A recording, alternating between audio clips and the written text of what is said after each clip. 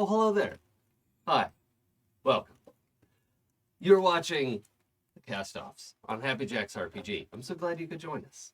Live or later, your only two options. You know that's true. You can find previous episodes, the previous 8 episodes, 9 if you count the 0 episode, but then it's confusing because today is episode 9, on happyjacks.org/shows or /castoffs. And you can find our YouTube channel, our podcast stream, our, Twitch link that we're on now. All of that made sense and was a good explanation of how to get involved. Now or later? Yeah. Yes. But we were on it before. Yes. Okay. But not in the future. No, in the past. No, in the previous future. Which is yesterday's past. And now. Yes. Okay. Yes. We're on the page. Page. This is a fantasy pirates nonsense game using the Quest RPG system. Well, it was using the Quest RPG. No. I've made a promise to Kimmy. I will resist. I know what I am, and I'm trying to be better. So let's go around and make some introductions while I sort through my notes a little bit more here. Courtney. Me? Yeah. Okay. Hi, I'm Courtney, and I've seen the movie Labyrinth, and I remember the movie Labyrinth. That's an inside joke. Anyway, I'm Courtney. I play Third of Fanders, who is the son of a mafioso who just wants to be a bard. But unfortunately, things just aren't going well, and now he's left behind a really great opportunity to perform. So he's just gonna be like, it's a mysterious disappearance, and milk that for a while, and then maybe show back up and create the legend of Thirdo. I love it. It's my brand now. Thirdo. Yep. All right. Pooja. Hello, I am Pooja, and I am playing Lucky Joshi, actual cat person, assassin, and now more and more purveyor of the shadow forces. Conveyor? Yeah, that makes sense. And you also remember Labyrinth. And I also remember Labyrinth. And can poorly sing. We're teasing Jason right now. It's fine. No, it's okay. I have seen Labyrinth, but I forgot a song from it, and One there of the will be most no end of important it. songs. One of the most important songs. All right. Nick, what do you have to say for yourself? Hey everyone, I'm Nick, and I'm playing Sal. Sal is an 8-foot wooden figurehead of a ship that has come to life and detached themselves away from it, and runs around with this crew of folks. And I also remember Labyrinth, but I was afraid of my being wrong about which song it was, so I didn't sing along. But I was pretty sure. I also tend to really dislike the song because I don't like the puppets who are throwing their heads around. That's song. a different Wrong song. song. Different song? Yep. See, there you go. See, there you go. All right, we're having a Labyrinth watching party after Yeah. this. I will buy the Yes. pizza. We're watching Labyrinth. Yes. And Joe. I have not watched Labyrinth. I'm out. I'll get on that as soon as I can. But Oh, I do feel a bit attacked. We can't hear you. You're back. And it's just so frustrating when people don't understand that. And I'm just so glad I got the chance to finally say all of that on air. Thank you for giving me this platform. My name is Joe. I play Wall. All right. Can anyone help me with a recap while I finish sorting the things I should have done half an hour ago? Probably. We took notes. We have no We have notes. as Oh, in boy. Me and Pooja yes. take notes. let's see. We started. The ship is being pulled hard by a kraken. Save the salamander. Oh no, Doc Um, gets snatched out to sea by a Yes. mysterious tentacle coming from the fog. Yes, but first there was a flashback where Third taught Lucky how to jump on a bed, and it was adorable Yeah. and wholesome. It definitely Um, doesn't come back to haunt Third later. Nope. Nope, not at all. I can't imagine how it would. And we're fighting a kraken for a while, and Walt went to shoot a cannon, and it did not go well. You got attacked in our suite, and you have a cursed blade. Yeah, but the guy disappeared, right? We looked for him, and then he wasn't there anymore. And then fight kraken, etc., etc. I just have a lot of notes on fighting a kraken. Just imagine, like, better yet, go watch the previous episode of the Castoffs or listen to our podcast. Yeah, Happy Jacks RPG. We fought a kraken. Yes, we fought a kraken, but something tragic happened. Yeah. Doc got grabbed by the kraken. She got killed. No longer with us. Was she crushed by the kraken? Did it Yeah. crush Yeah. her? She got squished. Yeah, we were not able to get her in time. The kraken crunchitized her. I had Yeah. Aw. I had kind of an invisible turn clock going, and then makes it was exacerbated by several bad rolls, Mm-hmm. and I had to make a tough call. But course. it was You do that. narratively I rolled appropriate. so many failures that day, and a crit fail. It was a bad day for Yeah, Walt. it was. And it was almost everyone. It had at least a miss, if not a crit miss. Yeah. Yeah. Like it was tough, a rough tough fight, day. and I felt like it needed Yeah. to end with Mm. a little bit of darkness. It was the darkness has encroached. Although I was able to, get Doc to not become an underwater lich Mm. Yes, type very zombie Yeah, type creature. Yeah, she was kind of making an effort towards that, and your option was better objectively. So now she technically works for me. Yeah. not Well, God. she works for the embassy, And then and you as a representative of the embassy. Right. yes, Ergo. For anyone who might be a little bit new, Pooja, can you tell us a little bit about the oeuvre of the embassy? well, basically, the Shadowlands are the lands of the dead, and the agency that runs them / is in communication with the living realm to make things run smoothly is the embassy, and the embassy, the consulate, employs ambassadors, of which I am one, and the consulate guard, of which Wall is one, and they kind of make sure that people are going to their allotted places at their allotted times, and that they don't get stuck in their bodies at the ocean floor, and also that people aren't artificially extending their lifespan forever, Oh, yeah. aka some cults in the spire. Yep. That is not allowed. Mm-hmm. Nope. But there are, many ambassadors across the world, of which the queen is also one. The queen of this place where we've been for the last several episodes. Yeah. The Port Fiend. Thank you. Yes. Which definitely has a name. in the collection of the Isle of the Seven Queens, I think is what it's called.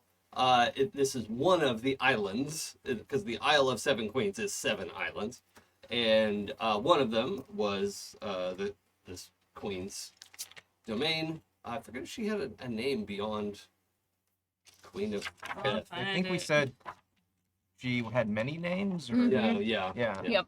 Oh, sorry. She's been alive a long time. Several aspects. I mean, Yeah. alive. And she's a necromancer. Yeah.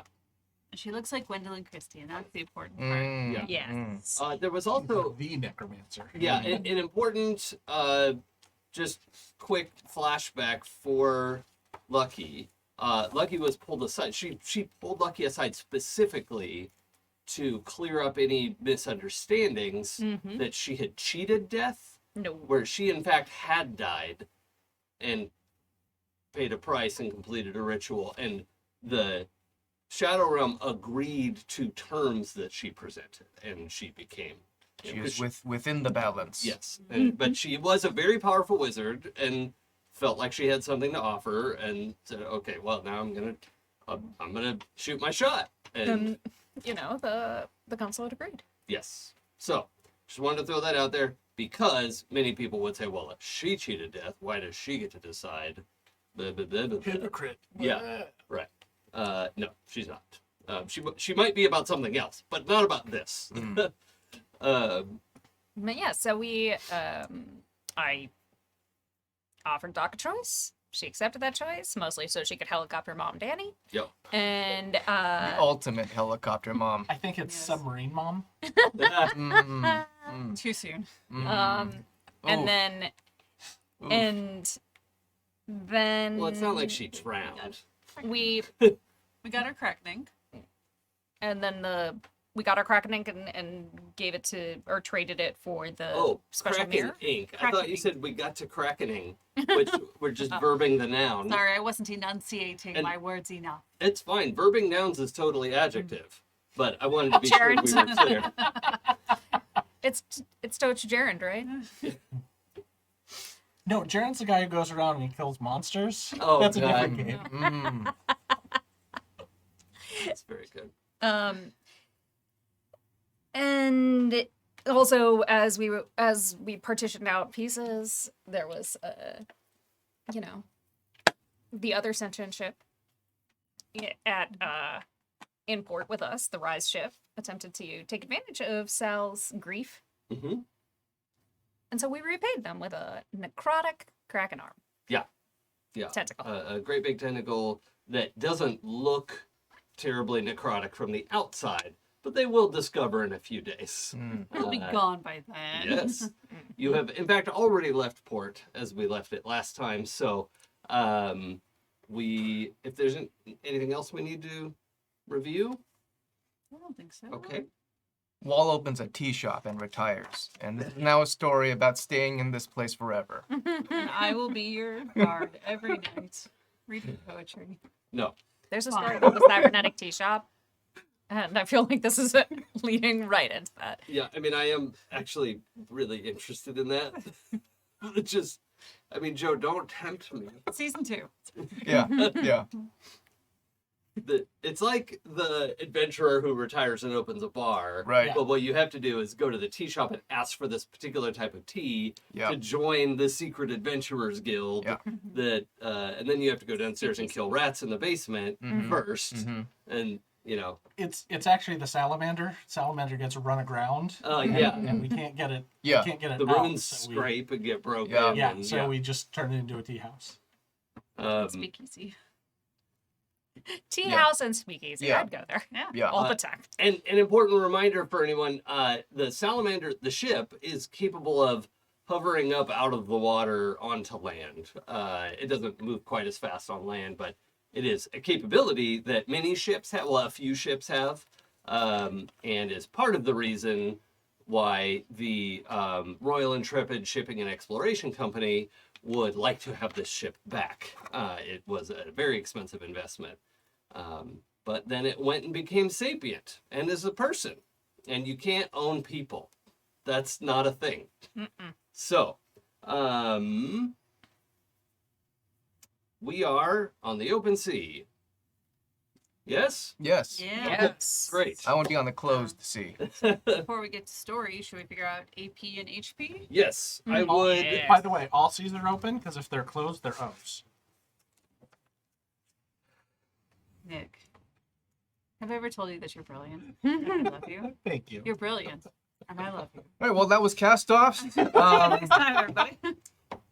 You're the wind beneath my Sails. my sail's stone. So I would like everyone to recover 5 HP and gain 5 AP. I don't say recover because there's no maximum to AP. If you happen to be in the negative, you should start from there with your math. Who would be in the negative? You were. What? You were. No. You. We talked about You this. took a deal. You signed a deal with me. I know. So I we can go over 10 AP if Yes. we're adding +5. Okay. Yeah. Can I borrow some dice for me. number Here, of but- trackers? There's some extra dice here. Nice. Oh, it's past. Yeah. All right. Yes. Excellent. So, on the sea, we're just 2 days into what is typically a 10 to 12 day journey. We've left the island behind. I think just this, like, well, it doesn't take long to get out of view. So, you've just been out in just ocean as far as you can see in every direction.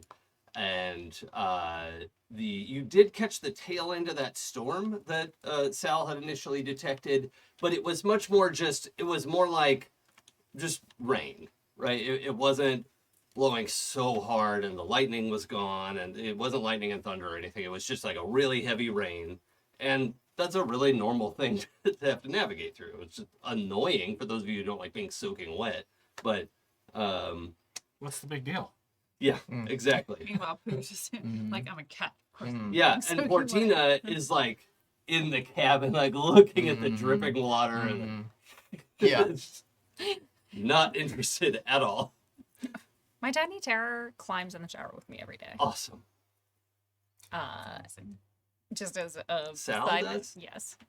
That's also the name of her cat, by the way. Oh, yes, okay. sorry. Okay. I call him my tiny terror because he is who he is. But I do find it I love his big hilarious. dumb ears. He's So cute. big. He's so cute. So big. But yes, in Does case he you're ever get like overbalanced? Whoop. they help his aerodynamic flying abilities as Yeah. he leaps up onto my head and Bounces uses it off as a the back bouncing of your pad head, to yeah. get up higher. Awesome. So we have, we're midday. We're also like just 20 hours in straight downpour, right? It's been raining for almost a full day at this point. But it's midday on the second day, And you said that Portina is completely holed up in the cabin? in the what would have been the captain's cabin, Right. but it's converted basically to your wardrobe and knickknacks and things that you've collected. So there's no Portina storm. And once again, that was Castoffs. That was Started the genius. episode, man. Yeah, That was thank- genius. No. I've been holding on to that. That was a time bomb that I planted when you asked me for her name. Oh wow. Oh no! The The Antissa. long con. Yep. I was just waiting for us to get into weather. Oh god. The You problem didn't is notice how quick I came back with that? No, the problem is I love it.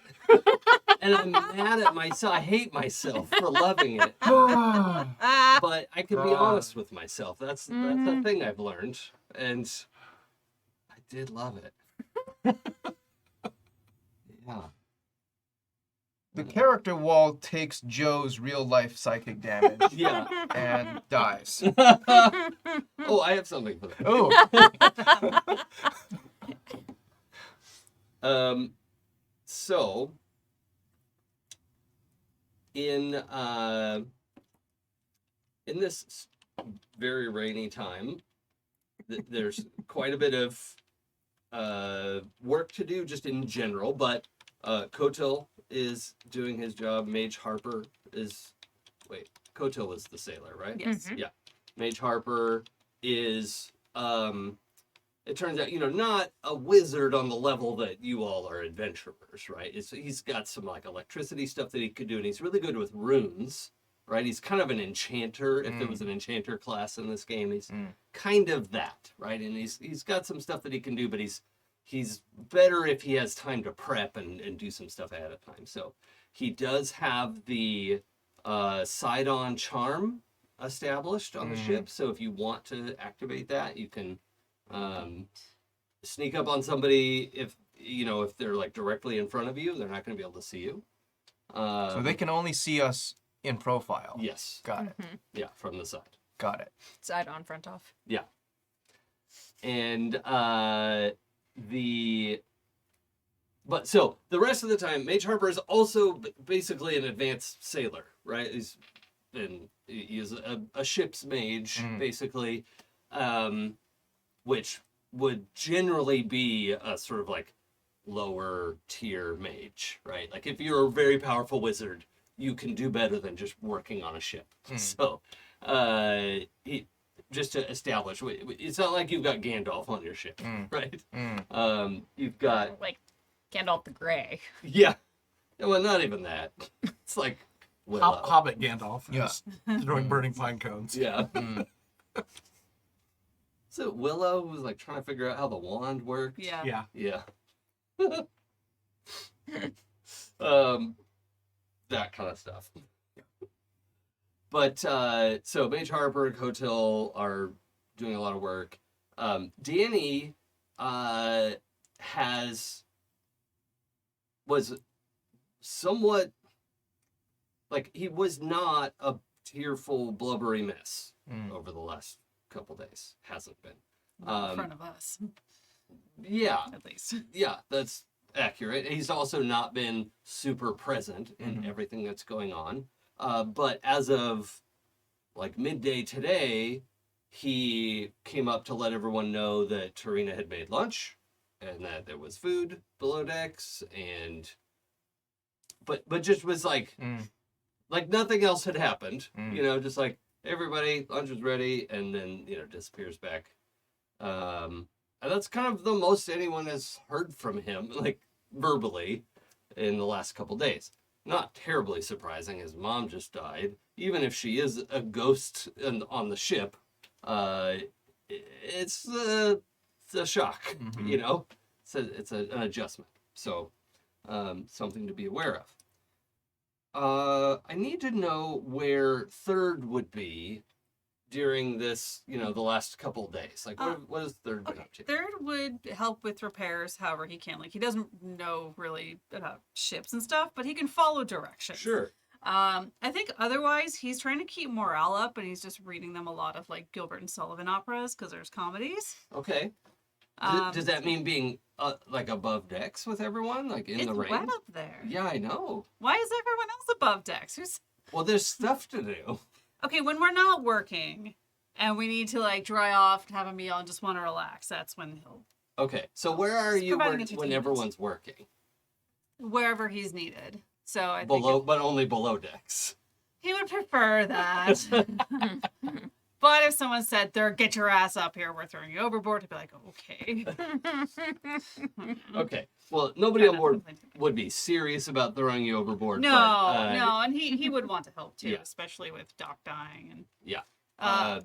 Well, then if he's willing to, I think there's a point where like, okay, we need to like retar the surface, and the mop and bucket and tar and just In like, the rain? yeah, I mean it's gotta, if not now, when, Okay. I feel like he would ask that question. yeah. Well, it's tar. Okay. It's for waterproofing. It's okay that it's wet. And it's just important that we start on the deck, and because there were so many like cracks and so much like minor damage to the ship that the ship is going. There is occasionally the need to like bail water because some of those big cracks on the bottom. But you're not. You are technically taking on water, but it's Yeah. minor, Mm. right? Does Sal feel a little tickle when it comes in? Like, ooh. Sal has been distant and quiet, and both apathetic, but also but apathetic and also on edge. Mm. So like any sort of noise or creak, Sal's head Mm-hmm. pops up and pays attention to it, but also has been not as chatty Mm. and not as friendly, I would say. Okay. I feel like Third would go up to where you are at the front, but every once in a while and recite you some poetry or sing you a silly little song because you seem a little out of sorts. And what you would receive is most likely something along the lines of, "Thank you." Yeah, I didn't expect anything else. Yeah, if it's okay with you, Nick, I think Wall does something similar, but I think the dynamic is more like he just stands there at the front of the ship, like looking into the middle distance with you and sipping his tea quietly, but there's like a shared silence between you. I like it, yeah. Yeah. Okay. So Third, Yes. in a period of time where you're on deck during the rain, looking out into the rain, you start to get those like heebie-jeebies of like is there something following us? Like, what am I seeing in the rain? Where you're like maybe gonna call for someone and they're like, oh Is no, that it's a boat with nothing. his head on charm? It's not. It's not. Okay. No, that's Um, what he's wondering. yeah. His head. Yeah. It's a predator. It's what it feels like is it's actually that's probably a closer example. Courtney, you've seen the Mhm. Predator, right? Or like Actually, the no. shimmery But active I know camo. of it. Yeah. The what they Can look you- like when they're Can invisible. you sing a song from it? No. Is there Predator the musical? Yeah. Probably. If not, write that down. Yeah. Okay. Predator the Make a note. musical. Um. If they can make Showgirls and Heathers the musical, we can do Predator. It's absolutely doable. All right. So there's this shimmer in the rain, and it's this sort of thing like it's almost like if you could squint one eye or unfocus your eyes or something, you'd probably be able to make it out. It is kind of catching up to the back of the ship as you're working in the aft section. What is your instinct to do? Do we run and get someone? Do we stare? Do we hide? If we just talk on the ship, Sal can hear us, right? Yeah, I think we established that, right? I'd be like, "Hey Sal, do you see that out there, out the back, like a shimmery thing? I will. It's just a mirage of the Do rain." you want to look for something? Yeah, I'll head to the start. Okay, I'm gonna need a die roll for this Great. 17. one. Okay. You That's can my good roll for the night. Yep. Yeah. And we're out. And we're- you can tell there is a distinct like otherworldly presence of some kind, but it's not a ship and it's not like a monster about to jump out of the ocean. But there is some sort of like magical aura catching up with the back of the ship. So depends on, but yeah, you could see something. It's not a ship. It's not a monster. But something is moving out there. Okay, well, at least I know it's also not a migraine. Maybe we should ask Lucky. It seems more like her domain. Lucky. So you call for Lucky. I can't imagine Lucky is above decks. Nope. Okay. But I know how to project because I'm an actor. Yes. So maybe you. And you hear your name called, and I don't know how you're Like- gonna feel about going up there, but I mean, I'm going to assume that if Third is yelling my name, that he is once again under attack. sure. Once again. It's my go-to move. Yeah. And run up, weapons at the ready. Okay. You will also need to roll a die. Okay. Let's try the new cat die. Be good to me, cat die. No. It's a 3. Oh, okay. Fantastic. Rude. Uh, Rude. So you run up there to Third, calling you, like, I don't know, what is your... Hey, you see that out there, like a shimmery something? It's Sal just and I rain, see. and you're It's just like- immediately soaking wet. It's like, Like, scrunch up. Like, you can feel it on your skin. my ears are a little, like, Yeah. Fold down, keep the water out. No. So you're not under attack. No, there's something shimmering So, and it, Third, as you're watching it, and Lucky is convinced that there's nothing there, you get this, like, flat plane of, almost sort of like looking into, oh shit, what's it called in Superman where he puts General Zod? Phantom Zone. Yeah, the Phantom. Ah. It's like, Okay. whoop, this, like, flat plane catches up with the back of the ship very fast and then stops. And it looks kind of like a long window. okay. With it doesn't have glass in it, but it's just shaped more like a window than a door. It's also hazy. Like you still don't have a clear view, even though it's like 10 feet away from you. Lucky, there is nothing off the end of the Yeah. ship. But you see Third like suddenly step back as if you see something come at him very suddenly. My eyes are very squinty right now. Like some kind of Twilight Zone. Do you? Oh yeah. Seriously, you don't see this like pane of glass thing. And a figure emerges from that. They don't come through, Mm-hmm. but they put one foot up on the sill, sort of like a very creepy Captain Morgan. Like the best I could do is like the lanky Slender Man type vibe. So like a Jack Skellington kind of. Maybe, but more like fleshy and elven. Ah. Like the Stinky and spooky. the most terrifying version of what I imagine as Fae. Got it. In a sort of long, angular face, and the ears seem pointed. The eyes, it's hard to make eye contact with him, we'll say for now. And he is in what, even for our fantasy world, seems like very out of date fashion, but would probably be stylish in some time, some time ago. A galaxy far away. Yeah. But puts one foot up on this windowsill that is just matching the speed of the ship out of nowhere. Roll a die for me. Okay. Which die? D20? Yeah. Okay. That is a 4. Okay. I'm not giving you any more Okay. information based on what you can see. This person speaks to you in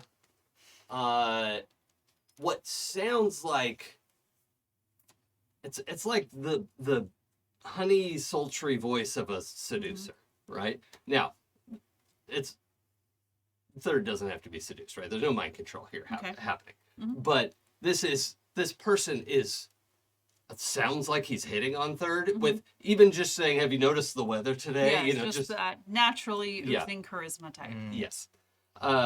Key oozing. Yeah. And he says, I see you have earned our favor. Just kind of pats the knife. You know what it means? Are you sure you can't see this, Loki? I Sal? wanted to welcome you to the family. Oh, that's not necessary. I am called the Green. The green. I am third. I understand. We will get to the bottom of your nom de plume eventually. Oh, it's Mrs. Glitterhorn had a lot to say, Mrs. About you. Glitterhorn oversteps quite a bit. but I also see, and you have this moment, third, of there is a bit of a like invading force, not to control you, but to read your Yeah. mind. Do you want to try to resist that? I think so, because that would freak him out. Okay, I'm going to have you roll with disadvantage. Okay. It may surprise you to know this is Well, that was a 2, so at well, the very it's least, not going to get yes, worse, it's a- hopefully. Okay. yeah, 2 and a 10. So, you feel the memories of every experience you had with Mrs. Glitterhorn float to the surface. And a bunch of it flits by. It's not stolen from you. He just sort of like flip, just watches. Moving on a Google slide. Yeah, very quickly. Swiping through. Watches on like double speed, scrubs back a couple times. My thumb. It's just so entertaining. Does Lucky hear me talking? Yeah. Okay. Yeah. So you. And third is just speaking to nothing in the rain. There's no shadow figure there. There's no essence of death. There's nothing there. You know ghosts. There are no ghosts off the back of the ship. Third has lost his mind, probably. I mean, Third might have lost his mind, but also there are more things on the seas Mm, and in the Shadowlands. yes. Sure. And I'm just gonna, don't have to get ready if you stay ready. Very good. Sal, are you taking a closer look or curious about? I mean, you can hear all of Third's side of the conversation, and you can hear a murmuring, but it doesn't even really sound like a voice. It sounds like rustling of leaves. I don't think so. I think Sal is still in their own head Mm. a lot, and Okay. once Third said, "Hey, do you see something?" and Sal essentially responded with, "Keep an eye on it for me, would you?" and Yeah. then went back to Yeah. rigging sail or something. Well, I imagine you're also trying to affect some of those magical repairs that you know how to do. Yeah. I imagine that takes a lot of focus and intensity, so that makes sense to me.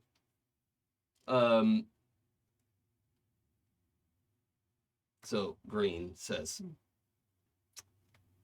you need to understand, to be able to see someone's true name changes the way your little mind works. Your mind will grow and become nearly something worthy. How very exciting. I haven't been this interested in a very long time. I'm really no one of note. I'm certainly not worth your time. I'm afraid that is categorically untrue, my friend. I love that word. So, I leave you with a warning. Beware of whose names you learn. Knowing a name gives you power over a thing, but that thing usually will know. This is something that I've learned a long time ago. And a lot more words from someone far less experienced than you. Dig on my dad. Yeah, and there's this moment of him like he's choosing to accept that as a compliment, and he's That was not nice. above flattery. Mm. He's just kind of puffs his chest out a little bit. He's like weirdly skeletal and thin, but still just posing a little bit. And when he sort of like taps his fingers together, you realize he has like unnaturally long fingers, partly because there's an extra knuckle in each of them. They're like one knuckle too long. These just spidery long fingers. They're thumb knuckles. That's where they all end up. Well, I thought you should start with a simpler name. The name of a person, like Mrs. Glitterhorn, is complicated and dangerous for you to know. So, for now, you should know that magic has a name. Does it now? And he then opens, like his jaw unhinges, and he screams like a banshee, and you pass out. Okay. And if you wouldn't mind just keeping these face down. for Okay. now. Oh, yeah. Oh Skill- my. Skill cards. Oh, rather than my. looking at 'em.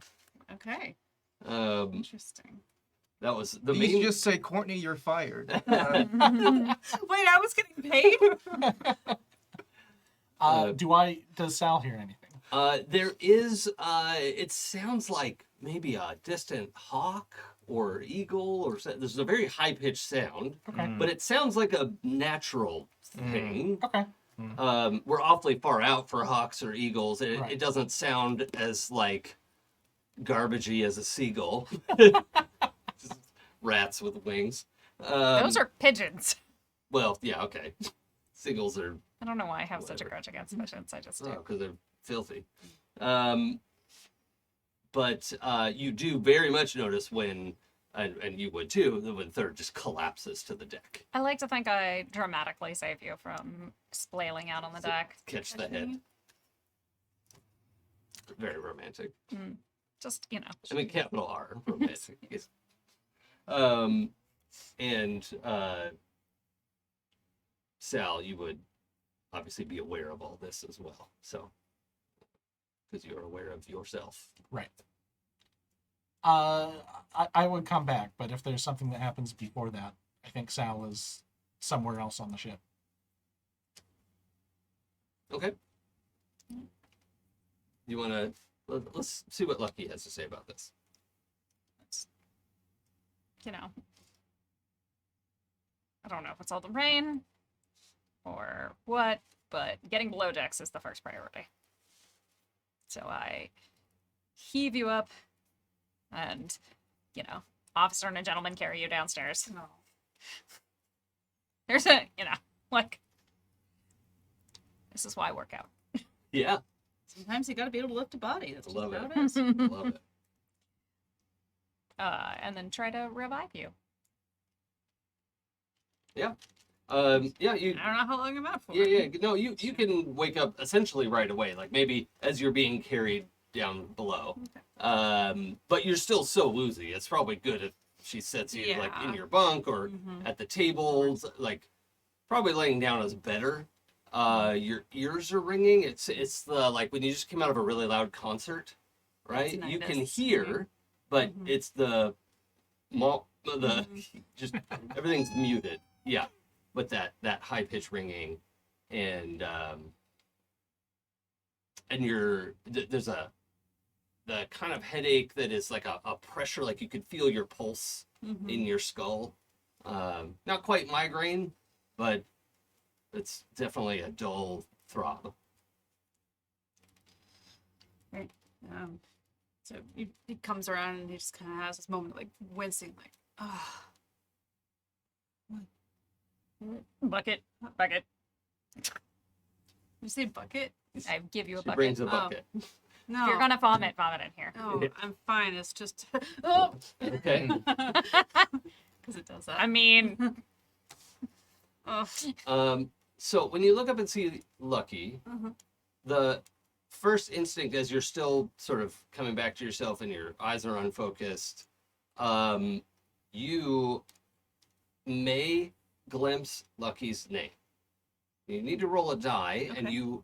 unless you want to learn her name, you should fail this roll. I think because this just happens, I'm going to leave it to chance. Yeah. So, D20 again? Yeah, and you want to roll low unless Okay. you want to know her name. I'm just going to leave it up to luck. Yeah. That is a 6. Oh, I didn't think about a medium success. Maybe a part, A fleeting Yeah, glimpse. yeah, Maybe he I doesn't think- understand. a syllable. I think you catch enough of it that you realize what's happening and you, I don't know, maybe like shut your eyes or look away or because you don't want to learn Lucky's name, maybe because it does Or maybe I technically- just need to vomit. You know? Yeah, right. But I think it's something that as you like sharpen and start looking around again, that haze goes away and you're now no longer about to see everyone's name. Even when you look back at Lucky, eventually you're like, oh, okay, that stopped. Whatever that was. But you did get like half a syllable of something, whatever it is. Pooja, what do you think Lucky's true name would sound like? Mrs. Glitterhorns and most Fae are a song or song-like. What do you imagine? I think it is a many-syllabled name. So if you want to know, it is, ironically, the first syllable is, or not ironically, but whatever. Coincidentally, Mm. the first syllable is L. Okay. Okay. Great. And who knows if we'll get the rest of the way there? It was... I was totally leaving it to chance. This is very exciting for me, so... all right. Okay. What? I couldn't see what it was, and obviously it was something, unless, because you don't seem to be running a fever. No, I think it was a fae. Like a full one, not Mrs. Glitterhorn fae. A real deal fae. Serena comes and like puts down a couple plates of like sandwich stuff, right? And looks at like, did you pass out again? Look, it was just that one time. Just, thank you. Did you carry him down here? Don't know what you're talking I about. saw you. Smirk. Ridiculous. You are very strong. She goes back in the galley. Comes out with a plate of spaghetti. It was and you couldn't see it at all. It called itself the Green, and it offered me the opportunity to see people's true names, which, according to Fey lore, is a very powerful thing. And then he screamed, and that's the last thing I remember. That they're not wrong. There's a reason why some of us, so many of us, choose not to share our true names. And same.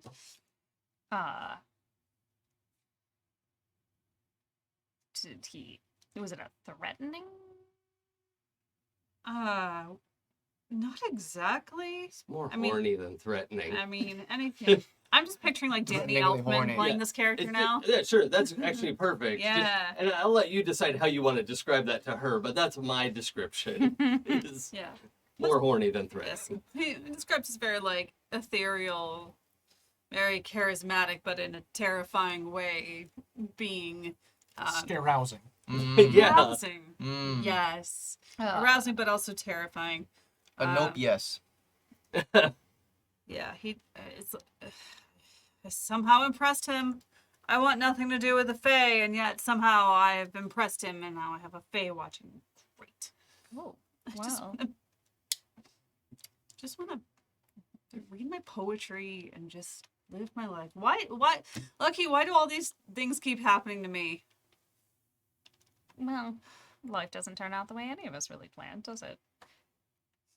Maybe my nickname should be Unlucky. I mean, you're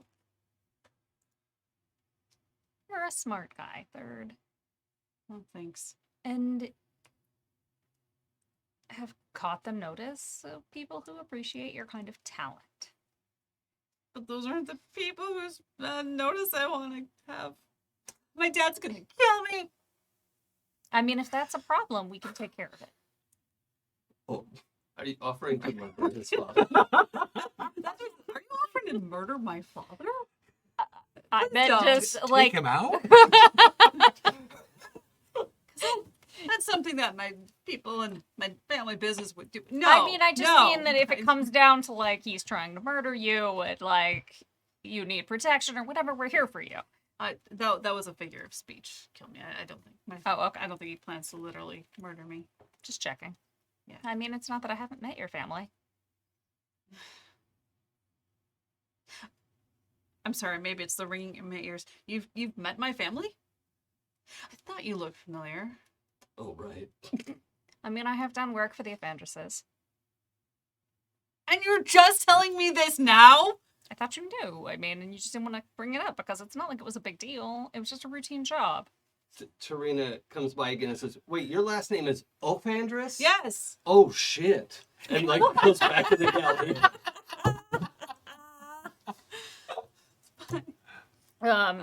Also, she misunderstood your name this whole time. I mean, it was just a routine job. But you learn about some people when you deal with their dead. Mm-hmm. That's fine. This is fine. But, I mean, our friendship is separate from the job I did from your family. Oh, no. Of course. Okay. I wouldn't think that otherwise. I mean, I suppose it was a good thing that I got to meet you before knowing that, because I got to know you for you, and I like you for you. I very much enjoyed your company and our adventures, and it's nice to know that someone will have my back when I pass out on the ship. So, I will come running into danger when someone attacks me, and who knows what'll happen next. Hopefully, We I really will- need to work on your self-defense classes. Yeah. Especially, I mean, just to be honest, maybe some more advanced training is necessary. I mean, I do have some basics. Of course, I've also never been dragged underwater by a kraken. Or targeted by the Fae. Is Wall here for lunch at this point? Or... Wall has been in the midships cannon room, cleaning up all the gunpowder, and It did take more than a day. for- resecuring the It was cannons. so much gunpowder. Yeah. He's had Don't other light a stuff. match. He's had other stuff going on, but I think that's where we find him if the camera cuts away as he's tidying up. Sure. Hmm. But I do feel like we should find some people with some more knowledge of that particular plane. I like that and idea. How to protect yourself. I mean, so is that what that knife is about? Yeah, Mrs. Glitterhorn insisted on giving it to me, and I haven't been able to get rid of it. And then after I stabbed the Kraken, as you can see, it got longer. I did notice that. I did. Lucky it talks to me. What? It talks to me. Oh, that's bad. Yeah. When that man who attacked me in the room, he was saying like, "Oh, you let him get away. He was the one who did it. You should get him." And it's really annoying. And I have no idea how to get rid of it, but I would very much like to. Well, we are on our way to the Spire. We can look up some specialists. As far as I can tell, at least it's not possessed particularly. Why would you want to? It just said, "Why would you want to?" We have a good thing going. Lucky skilled people.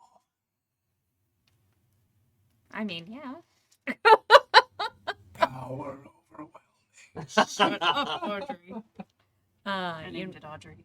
Oh, okay. It was after this one play that I heard about a guy who found a plant, and the plant wanted people to eat, and it got bigger every time it drank blood, and it just seemed appropriate. So Yeah. I don't have it in my personal collection, but maybe you'll find a copy and I'll read it out to you.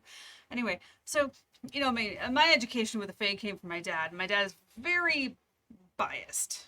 So I'm not sure exactly how accurate it is, but I know that it comes from a place of paranoia, and I know that's rubbed off on me too. So yes, I would very much like to talk to a specialist. So your dad is Antifa?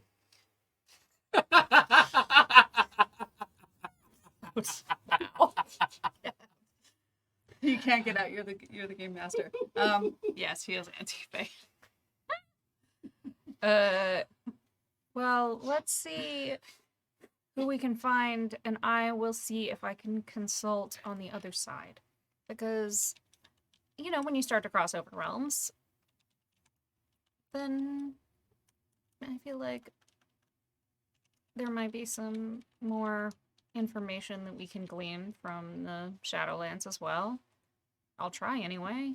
I mean, as far as I know, the Shadowlands and the Fae realms are two very separate and different things.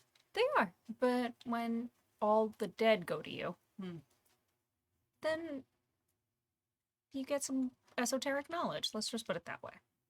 Interesting. Okay. Is it alright if I cut Yeah. from there? Yeah. and- That sounds Yeah. good. Okay, cool. Danny comes into the cannon room Mm. and says, Karina says she won't bring your lunch in here because it smells like gunpowder. I suppose you'll have to eat it for me. You Have have you to eaten? eat. Yes, you have to eat. I will. No, you'll eat now. Is that a command? I know the future. And what future do you see? It's you eating your goddamn lunch, Wall. He's not laughing. I am. I'm Yeah. my scene. Yeah. Right? This is Wall's way of getting him to just talk more. Yeah. It's like, Danny's a little Yeah. like he's not mm-hmm. mad. He's not. He doesn't seem sad. Mm. He just seems kind of exasperated. But yeah, like Yeah. a teen that's been pulled away from the Atari. Mm-hmm. Mm-hmm. If you can imagine. Atari. Jason, What? are your knees okay? What year is it? Yeah. Wait, why knees? I don't get the joke. Old. Oh, just old. Yeah. Oh, yeah. Mhm. Okay. I'll be along shortly as long as I can be sure that a stray ember won't set this entire cabin aflame. I'll sweep up. You go.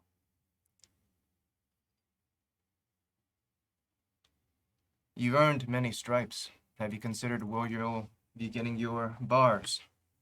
Upper right. A good choice. Thanks. I just clasp him hard on the shoulder and let my hand stay there for a second before I walk out. Yeah, and you actually have a moment of like he seems grateful, for, for the touch or just Yeah. your tone or whatever it Yeah. is. But he's also he's kind of in that Mm-hmm. area of like, I better not emote too Yeah. hard or the whole thing's gonna open up. Yep. So Yep. uh, Yeah. Wall's definitely like strafing that line. Yeah. Right now. We're buzzing the tower. Yep. Okay, cool. So let's catch up with Sal. Okay. What's going on? We're only like 20 hours out, right? Or a day or two out. Well, yeah, we're like 2 days out of Port Fiend, and it's been raining almost the whole time. Well, Sal is still out of it. Sal had kind of a brush with mortality Mm-hmm. and is still processing all of that. Sure. So they're... Are you gonna keep the mark of the kraken beak that was like grooved into your midsection? Because you could smooth that out if you wanted to, or it's this like kind of like wedge, because it's it's like a pointy beak that. I hadn't thought about that at all, to be honest. Do you want battle scars? I think that Sal's understanding of such things are based off of people, Mm-hmm. and so I don't think that it stays a big chunk out of it. But I think there's a discolored, like a different color Oh, wood sure. Yeah. that shows in that area. Like Sure. a scar tissue Yeah. kind of. Yeah. It's a little different, like staining kind of. Yeah. Yeah, that's cool. All right. Now you said you were focused on trying to do the mystical repairs that you're capable of. If you want, you can. I'm gonna say the ship has the equivalent of 5 damage right now. If you'd like, you can spend 1 AP and repair 1 damage, or if you'd like to roll the dice, a success would repair 2. So, and not cost you an AP.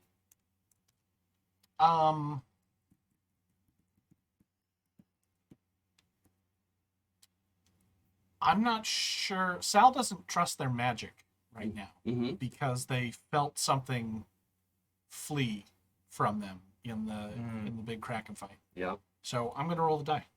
Okay. Ooh. 11. Oh, it's a success. Okay. Then yeah, Sal's gonna have to revisit their confidence because you feel this surge as you've been concentrating for 2 days straight practically, and suddenly you feel approximately 2/5 of the damage seal itself shut, and there was like the main crack that was seeping below decks.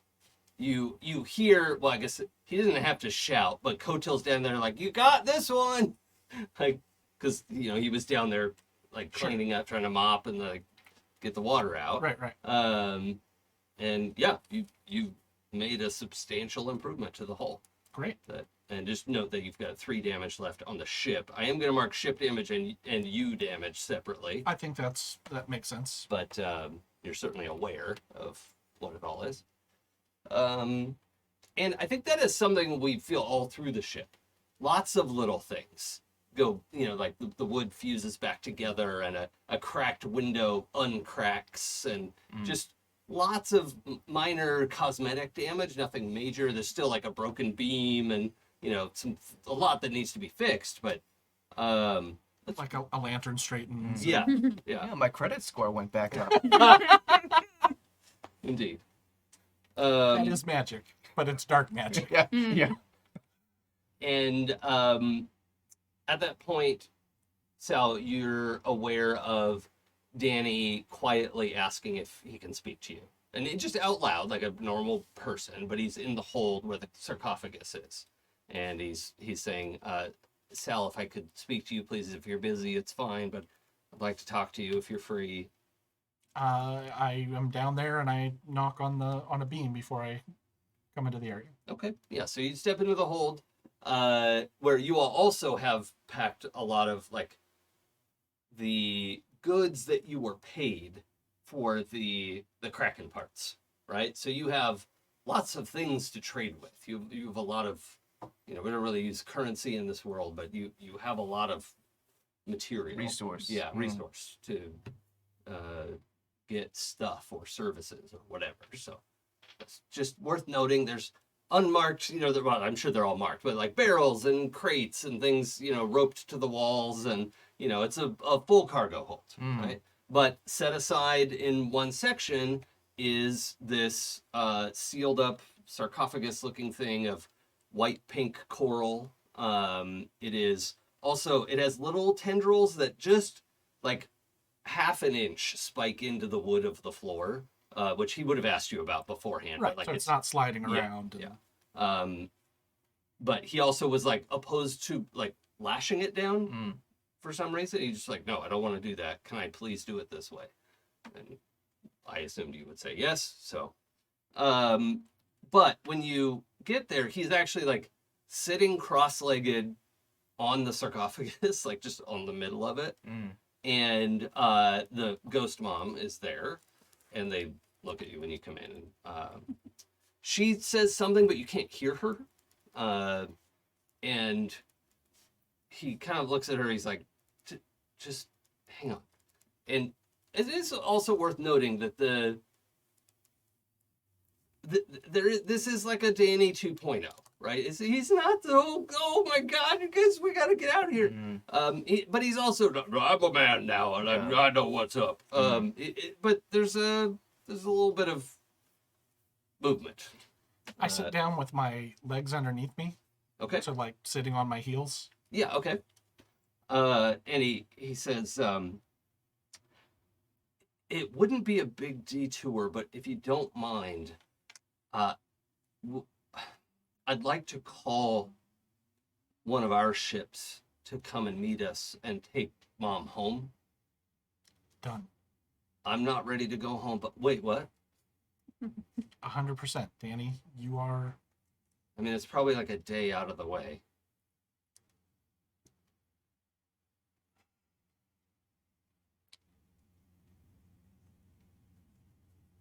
You are part of our family, and I know you have other families, but there's nothing that myself or the others here wouldn't do for you. We loved your mother. We want to pay her all respect. And if the best thing is to meet with one of your ships to take her home, we would go even if it caused us a year's delay. And he's like kind of choked up and doesn't have an immediate response. You can see he's like rubs his face a little bit, and he doesn't have stubble like me, but he's, just trying to hold it back. You can see his like gills flex a little bit of like, don't cry, I'm not gonna cry right now. And he, for the most part, doesn't, right? He just sounds a little choked up when he speaks. And he says, I really appreciate that. It means more than I can say. And Mom's gonna stay on the ship, I think, but this, and he just gestures at the sarcophagus, should really go home. And it's also just weird to have it here. So I really appreciate being able to drop it off. So great. Then I will get in touch with them and let them know that there's like a coordinate where I'll show you on the map. Sure. But what else do you need? I mean, that's really it. I mean, she's not really gone. And the ghost mom kind of like rolls her eyes, like, poor you. She mouthed, And he says, I'm just doing my best to adjust. But y'all have always been there for me, and I won't forget that. Danny, Doc, if you need anything, don't hesitate. Ghost Mom smiles and flips you off because you can't hear her. So Right. that's, And I smile a little bit back at that. yeah. It's a familial go fuck yourself. Yeah, You know. Yeah, lovingly. Yeah. Yeah. And Danny actually like laughs a little bit, and there's a little bit of that choke, like, nope. Can't open the damn door. Yeah. Just gonna stop that right there. Mm. And he just kind of goes back to a meditative, and he's you realize he is actually like the sarcophagus underneath him is refining even more so, and there is almost a bas relief of his, like it's a line drawing at this point, but it looks like it may be more detailed of like his image, his mom's image in repose, kind of like a the like Catholic burial things you see a lot, or the Egyptian ones, or whatever. You know what I'm talking about. And it looks like he is creating an artistic rendition in the coral. So he seems to be getting a little bit better at it. I should hope so. Just he's doing small things Right. now, little, just little things. I'll be ready when you have the coordinates. Okay. And So we don't have to go, scene. yeah, we don't have to go through all the details of that, but he eventually, goes and puts a pin in the map, and it's just the middle of the ocean, right? We all get a pop-up that says quest updated. Yes.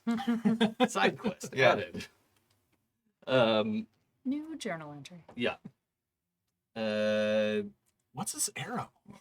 Yeah, wall scrolls all the way to the end just to get rid of the tick mark. Yeah, just yeah, accept, whatever. Somebody else will read the quest text. That's me. I always read the quest text. Too. What bothers me though is that it's just the exact. No, it's fine. All right. Now, on when we set sail, you had the option of tracking down thin places where Kraken, like Great Kraken, had passed on, or heading straight to Creektown. What was your initial destination? There is one of those thin places that's technically on your way if you go way around this way. It's still general Creektown inspired word. But it would be faster if you're really antsy to get to Creektown. You should just go straight there. With this detour for Danny, it'll add a day. The Kraken death site would add probably 3 or 4 days, depending on the weather. But you also know that you have some time. But the more time that you give this cult to get its hooks in, who knows what you'll find when you get there. What was the purpose again for going to the area with the dead Great Kraken? I don't remember. Some people wanted to. Too many dead Kraken create more thin places, right? When a Great Kraken passes, it creates a. And that's the site of the flashback that we both had of the past thing. Mm-hmm. And so we would like to investigate the one that, I mean, maybe it'll trigger something else for your memory. If you want to. I'm not going to force you to do anything. I don't know that choice matters. We have to know what's happening. Wouldn't that still be in the middle of the ocean somewhere? You Uh, just kind of have to sense it. the coordinate that you have is like you would be within view of the coast. Okay. It's like surprisingly close to the coast. The Kraken coordinate. Yeah. Okay. So, Not so close that you couldn't. Well, your ship can go up on land if you want to, but like, it is like there's no city there. There's no. You don't even really know if there's a town, but it is. Like a regular old real world pirate ship. It's like how close you would get, and then get in a rowboat and go ashore. So. But, whatever like, that is, if 100 there's yards, 200 yards off the coast. but I would like to know if the bone giants are haunting all of these portals, if there's another offensive, what... I mean, the fact that neither of us remember Oh, I think part of it too was whether the bone giants were part of this cult that had sprung up. Mm-hmm. The queen seemed to think they might be, Mm. but she didn't have definitive answers to that. So that was, I mean, you could just go and deal with the cult, but getting more info about them ahead of time might be helpful, just depending on what you all want to do. I have no problem with detouring to a thin place on the way. And depending on what we learn, maybe we detour to another one. But I think we have some time before we need to get involved with the cult. And it's your choice, Paul. I don't have any particular opinion either way, so. Then we leave it to the dart. Sal, Oh. if you wouldn't mind bringing a map. Rustle, rustle, rustle. Pin, pin, pin. Does that just mean I decide? Rolling a die to see if you. Who's can- next in our roster to throw the dart? No, Maybe- third through the last one, Yes. right? Yeah, Maybe and- Danny? Everyone has thrown it. I don't think we should. Or trouble Or should we Danny roll right off, now. Let Tarina do it. Karina? Yeah. Sure. Sure. Tarina doesn't do enough She'll of Yeah. throwing. throw a knife. Yeah. And we just roll Or- like a 50-50. Or Portina. Oh, yeah, Are you sure you Portina. wanna give Portina? Portina is the newest member That's of the true. crew. That is true. That's true. Yeah. I mean, technically, But Older- there was well, a technically cat older who was than here, Harper, but as a person, Right. she's, yeah. I mean, but also, it's good practice. And also, she doesn't know if any of these destinations is like, she hasn't really been part of those conversations. So, Right. Right. no it's dog in the hunt. unbiased. Yeah. Yeah. And we need to start her training at some point. Okay. Slow nod. Third will make sure to kind of stand a little bit behind Sal, just in case. I mean, Okay. it's good training for you too. Learn to dodge. If you can dodge a The knife. dart. I know how to dodge. Just unblinking stare. Yep. We summon Portina. All right. Well, if you leave this in my control, Yeah, I say roll for it. I'm not going to. Okay, then Just yeah, like that. you He's going to you, tell us the path. you of the tell dart. us what to do. But I do want to know about the handing Portina a knife moment. Mm, Oh no, Uh, dart. dart. Okay, because when everyone's the there, knife away. Tarina's like, boop, like a knife appears in Yeah. her hand, and she Mm. flips it around, and She does She's knife like- tricks. she's going to hand Portina a knife unless somebody does something about it. I will gently put the knife down and hold up a dart. And Okay, because Portina was like, yes, so shiny. Okay. So many fish. Yeah, that's how you open the fish. Yes. The fish opener. Yeah. He wants a fish opener. But, okay, so, When you can learn to handle a fish opener responsibly, you get your own fish opener. okay. So, Portina looks disappointed. Tarina is genuinely baffled. Like, I don't see what the problem was. Give it a 10-year-old a knife. I mean, that's I mean, fine. it's tradition. But yeah, you give her a dart. I'm laughing because the death in Terry Pratchett in Yeah. Hogfather about the sword. What? You can't give a little girl a sword. Oh. It's educational. What if she hurts herself? Then that will be a learning experience. Yeah, I'm that's paraphrasing. I've got it wrong, Yes. but that's right. I forgot about that. So it's been a long time since I've read that. Anyway,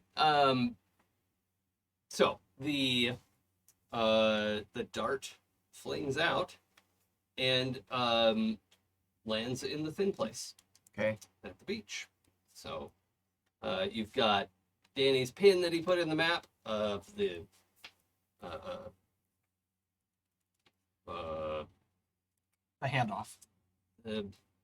when you meet someone, rendezvous. Sorry, rendezvous. I always mispronounce that. Mm. Pooja looks pained. Renda's vows. Oh, Ah. yeah. I always say that wrong. Yeah. Thank you. It's a, yeah, it's a hard one. I'm going to read it just because it's one of my favorites and James just posted it. So, you can't give her that, she screamed. It's not safe. It's a sword, said the Hogfather. They're not meant to be safe. She's a child, shouted Crumley. It's educational. What if she cuts herself? That will be an important lesson. True. Okay. That is good. Okay, so the rendezvous is the first leg of this trip. When anything we want to establish before we do that meetup? Wall will have a very quick moment with Portina. He's gonna kind of bend down to her level and very quietly say, "Thank you, young one. That was where I hoped we would go, but I didn't have the strength to say it."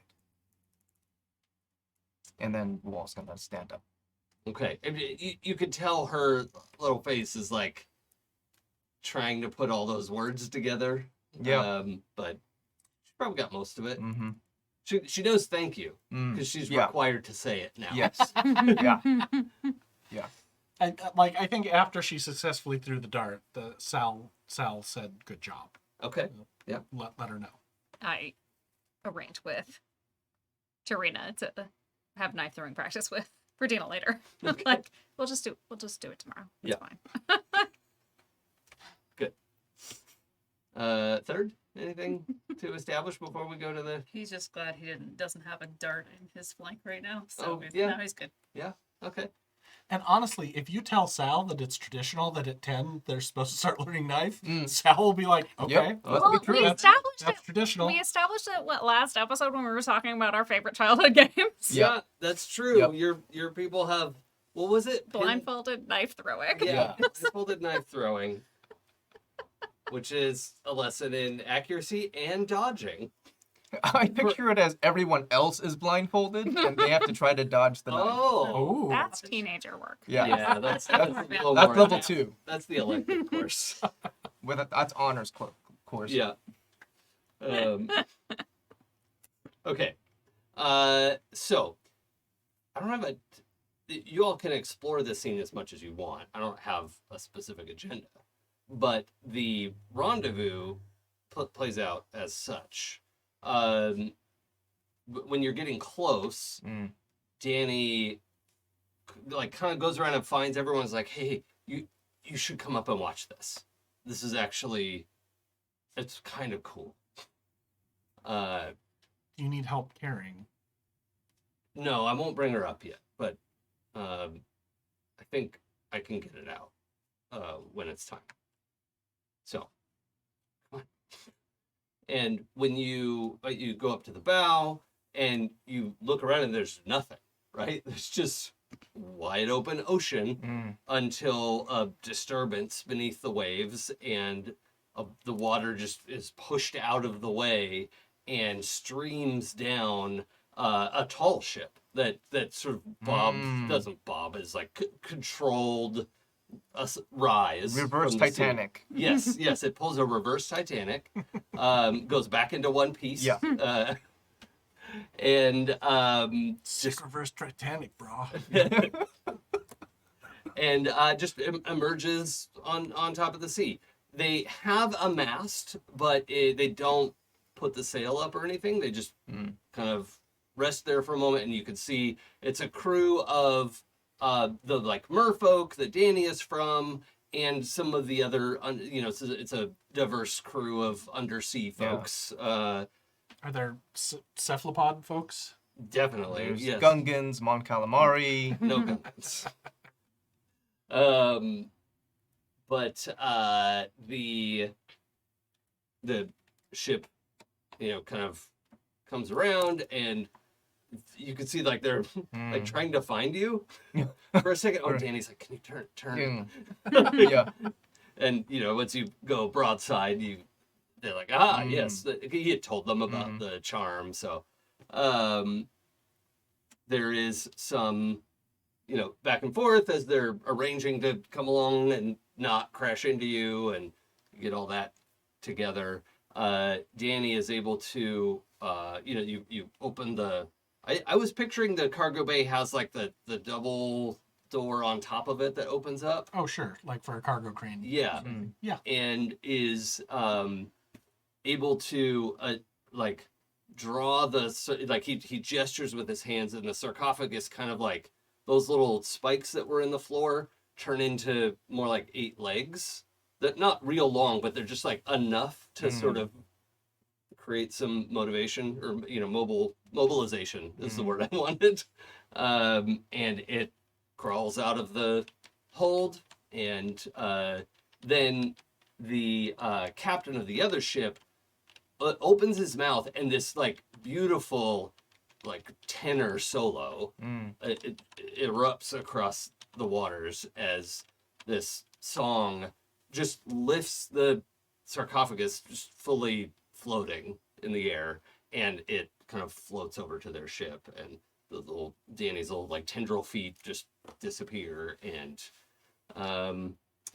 there is they're checking to see like, do you all want to come, actually I don't think they would invite you over. But I think maybe they would pause and see if we wanted to pay our final respects.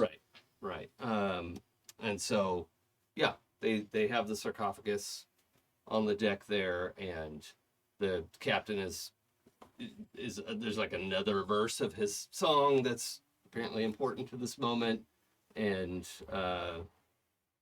if there's anything we want to do or say, we can. But previously, it was Danny told you his mom was going to wait below. Ghost mom was going to wait below because they might not understand.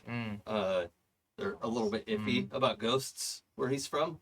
So he just thought it'll be easier if she agreed, right? She was like, yeah, let's not, this is complicated enough. So yeah, they have a whole process they're supposed to go through. Anything you all want to add? I put my hand on the sarcophagus and I say a few words, but I don't have them prepared right now. Yeah, that's fine. But even though I'm concentrating on the sarcophagus, I'm directing them towards the ghost dock. Yeah. Wall is dressed in not armor, but a formal looking, still like dark leather, but he's wearing a white cape and sash, which is like a funeral sign of purity, sign of nonviolence, and a sign of like death and mourning. Very somberly, he walks over to the sarcophagus. He sings "Dust in the Wind." No, he doesn't. He just takes a meaningful. Rose. Yeah. Yeah. He takes a. Smoke on the water. Nine. Right. Yeah, he whips out a guitar. No, he Little takes a September rain. meaningful moment there. That's the one. He lingers for a little bit on Doc's face, and he wipes away a tear, and he does it in a way that he thinks no one else can see, but anyone that's looking probably sees it. It's not that sneaky. Yeah. It's out in full daylight. Well, if Wall doesn't acknowledge it, nobody sees it. Yeah, And that's that's right. final. And then he turns back and What a terrible day for rain. like tears In the rain. in rain. Yep. There is also a moment where when the captain of that ship finishes his song, he looks over the sarcophagus a little bit more closely, and the relief of Doc's face, like her visage there, is really clear. I wonder if any of you speak the like merfolk tongue. Or any of the merfolk. I bet you they probably have a few dialects, but Doubt it. Um, think Sal so, gets. I maybe. think Sal gets the gist, Uh-huh. but isn't fluent. okay. So, Yeah, I think Lucky might speak a little just from Okay. what she picked up as part of her travels. yeah, I mean, and everyone there was sort of speaking a common sailor's tongue that Yeah. everybody knows, or at least they probably all speak 3 or 4 languages, right? I bet most sailors do in this world. Yeah. So there's been some back and forth, and you all have, they've been very respectful and consoling to you because you must have been, the Doc's crew, and they keep referring to her by name, Right. and it's like Right. hard to hold on to the sounds are difficult to say. You're like, okay, that's why she's Doc and he's Danny, because they're like physically difficult to create those sounds with an air breathing mouth.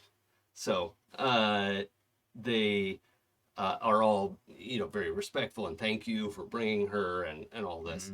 But then the two of you catch, like, the captain turns to Danny and has this sort of incredulous expression, and the version of, like, the very basic version of this long question is, did you do this?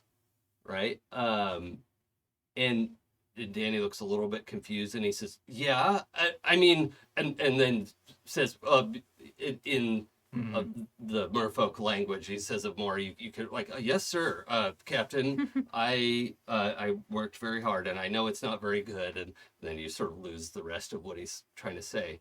And the captain's, like, they have a little back and forth that's faster and harder to follow, but the end of it is the captain says, sort of nods and says, well, then you deserve this. And he takes this, like, brooch off of his uniform and holds it out for Danny, and Danny's, like, his mouth is hanging open, his eyes are wide, and the captain puts this kind of in the middle of Danny's chest, and it stretches out and creates a coral, not like collar, but just like a necklace, basically. But it's a hardened ring of coral, right, that holds this on his chest. A torque. Yeah, like a coral torque. Yes, torque. Cork? No, that's nothing. And everything wraps up. They're leaving. You come back to the Salamander. Danny just looks dumbstruck. And they disappear beneath the wave. Solemnly. Yeah. Solemnly. Now they Titanic down. The captain's behind the helm. Dive. All bloop ahead. What I'm saying. All right, so they disappear, and Danny looks bewildered and adorned. Yeah. Cool. Gentle tap. It's like, looks like you have something to be proud of. I mean, I'm not supposed to get this for like another year. What is it? It's the journeyman's it's so when you know enough of the choral song, you can test and show that you know all the words and that you can do what you have to do. But I guess because I did that,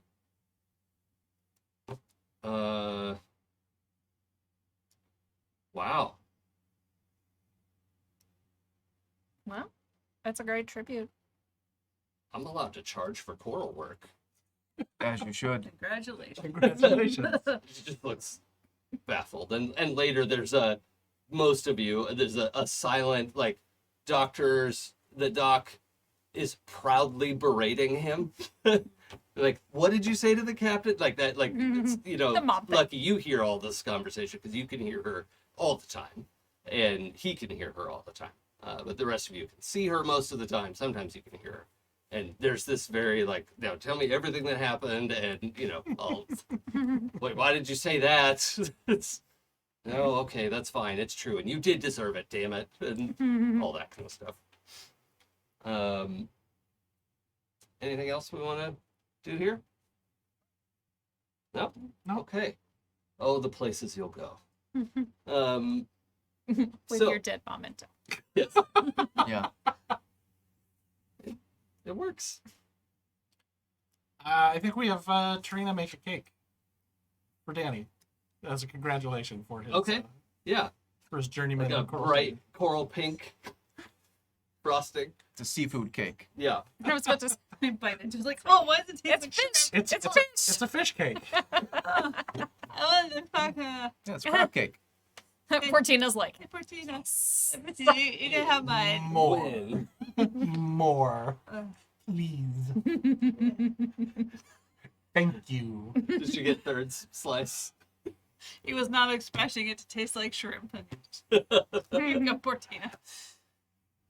And Danny's like, how did you know how to make this? This, like, nobody makes this on land. And Tarina's like, I'm not just any cook, am I? He's a little shitty about it, but that's fine. She is a chef after all. Yeah, she's proud of herself. No offense to my cousin. Right. Okay, so the ship turns to head towards the coast, and from where you're headed now, it'll just be easier to follow the coast at this point to go back to Creektown, but that's fine. You're headed towards the coast. As far as you know, this is a largely abandoned section. I think we said the area that Creektown in was kind of like an evergreen, not quite mountainy, but foresty region, right? It is now. I think that was kind of the surrounding area. It was rich in timber, and there was mining there, and Jason, that was episode 1. yeah. That was episode 0. Yeah, I was Yeah, about to yeah. say, that was Okay. 0. We were different people back Yeah, then. well, That's why you for should real. watch episode 0. Yeah. Castoffs. And tell me how wrong I am. But yeah, as of now, the area around Spire is very sort of Pacific Northwest, right? Just for an easy reference point. Less rainy, but very green and Portland. yeah. But this far down the coast is rockier. There's some sparse trees, and there are rocky beaches, right? Not like cliff walls or anything, but there are rocky beaches and kind of a sparse.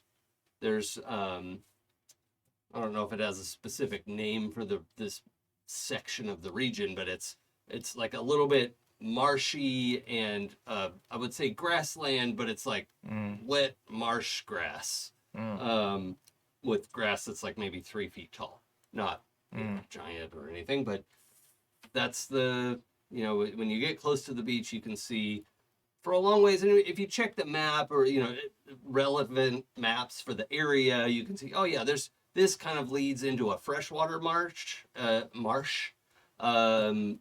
kind of like how there are transition zones in Florida where you go from, or Louisiana has sections where you go from ocean to freshwater swamp, and this is the brackish portion. yes, yeah, this is, but it's safe enough to get within a couple hundred yards of the coast, and that is approximately where you're supposed to go look around. So.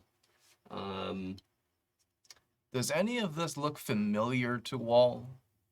And the meta question is, does Wall get any hints that this was his old kingdom? Yes. Okay. It is very much pinging. Yeah. Roll a die for me. Okay. With advantage. That is a 19. Let's see if I maybe the crit. 20.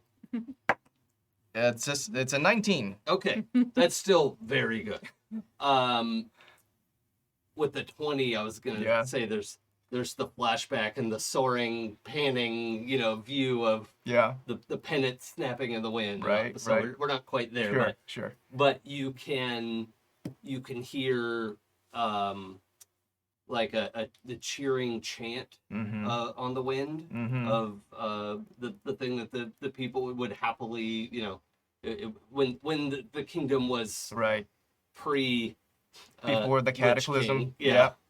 And you can see there's a portion of the coast that's sort of unnaturally carved out. You're like, oh yeah, that was the port. Yeah. And just in your mind's eye, you can see some of the lines that aren't there anymore, but like, oh, that's the university was back over there, and it seems like the heart of the swamp really was, it was very much a kind of circular city where a lot of things, roads didn't like perfectly spike out from the center, but it started with like so many city state type things. It started with somebody very powerful, their house, Right. and then they built a wall, and then they needed some more space, so they built another wall Yeah. around that, and Yep. it just sort of organically grew out. It wasn't a conquered nation. It was a, we live here now, Yeah. and also this bit,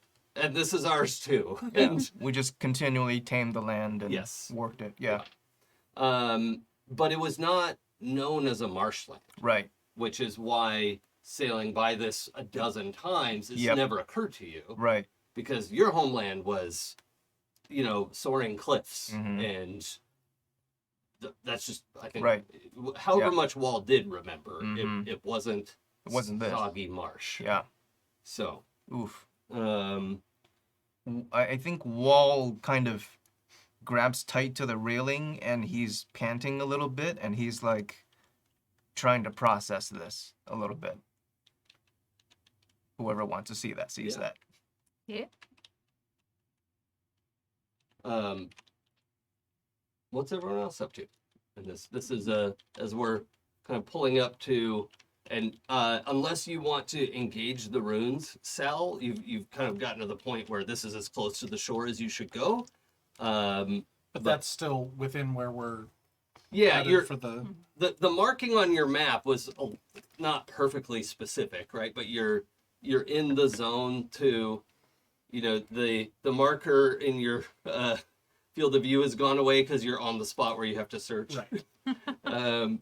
But If we start getting close, like if we have to track closer, then yes, I'll engage the runes. But beyond that, we'll just okay, stay safe. yeah, just park in the water for now and see what there is to see.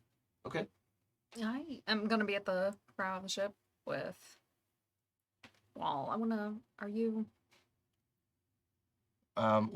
Wall kind of snaps back and he just sees you and there are tears in his eyes and he's not pushing you aside, but he walks with purpose to his cabin, grabs a parchment and begins drawing out of memory like this should have been here and this should have been here, and then he kind of overlays that onto our current map. Yeah. And I guess it kind of fits. Yeah.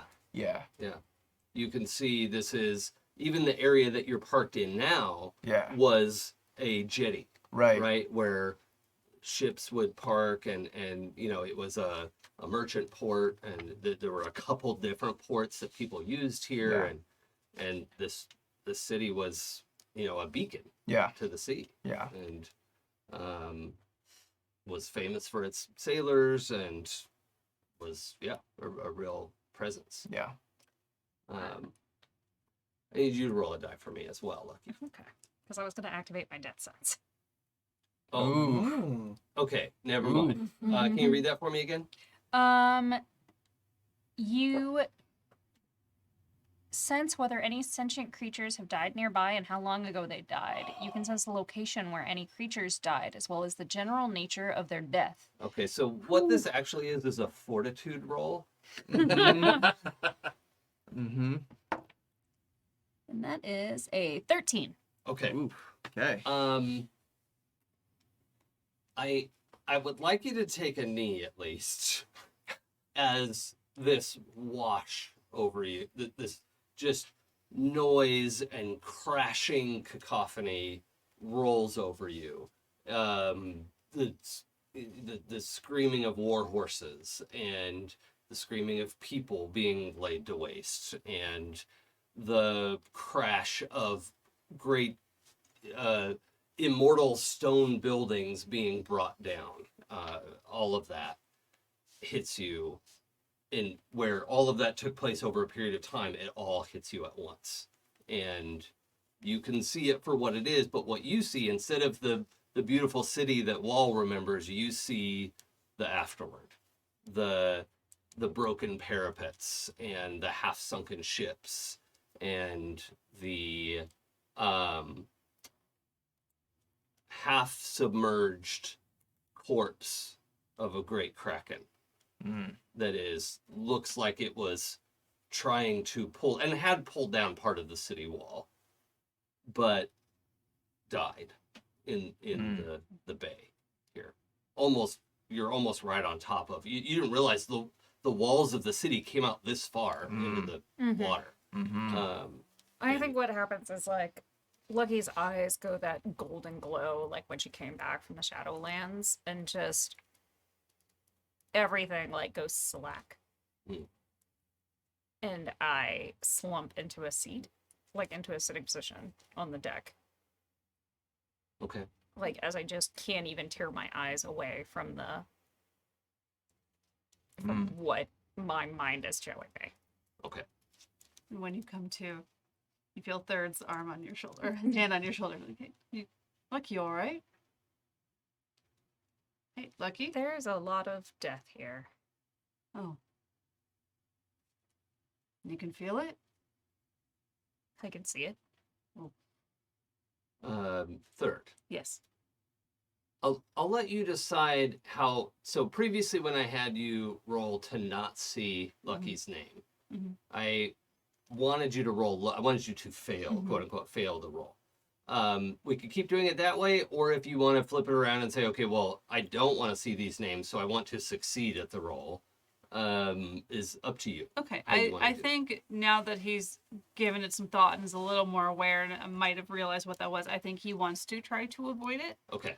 because he's been hiding his name from them. So, Okay. So we'll consider successful rolls you being able to resist perceiving a name Okay. when it comes up, Mhm. and I do need you to roll to make that roll. Yeah, I think he'll experiment on like a stranger from far away, but he doesn't want to do that to the crew. That's a 9. Aha. Okay. Tough choice. So the rather than an actual choice here, I'm just going to give you another medium success. Like you got part Okay. of Lucky's name, but the knowledge you get is not part of a name, but the fact that death has a name, Mm. and whatever that means, death knows who you are. Oh boy. Now, that might be the phase concept of death. It might be something from the shadow realm. Lucky's never talked about there being a death persona, right? I don't think there is in the Shadowlands, right? I don't think we just set it up that way. It seemed like there were a group of people who were trying to keep death organized as a concept, lowercase d. Yeah. But there is a capital D death, Mm. or at least you're convinced there is, and they know who you are. Oof. But you don't know their name and they don't know yours. It, He it- kind of it- like shudders for a moment, it like purposely looks menacingly away from you. growls, Thirdo. Big fan. He's like, it's. You have to But play for my kid's birthday. well, here's my rates.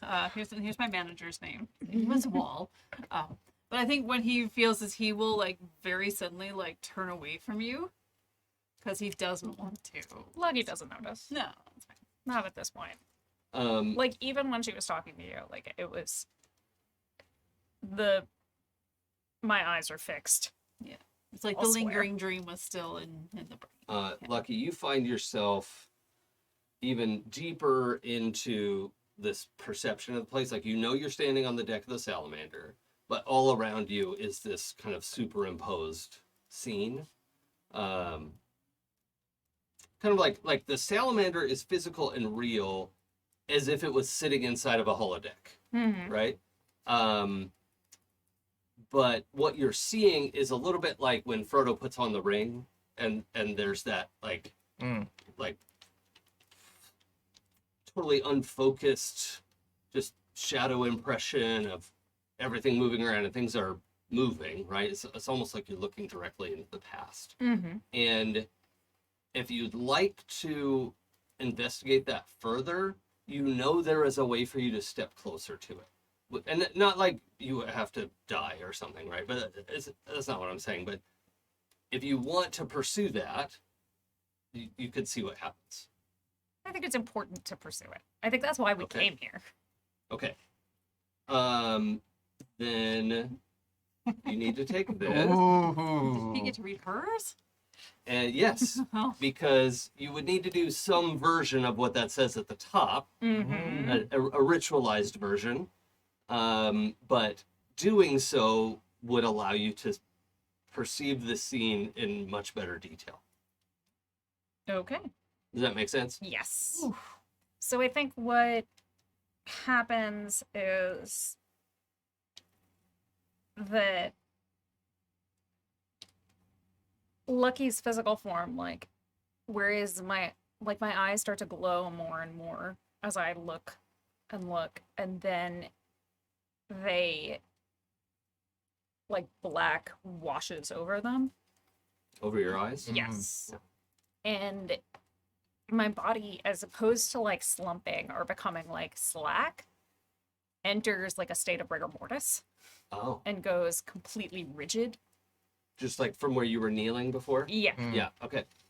And my spirit steps, like from that kneeling position, my spirit actually, like, climbs up, stands up out of it.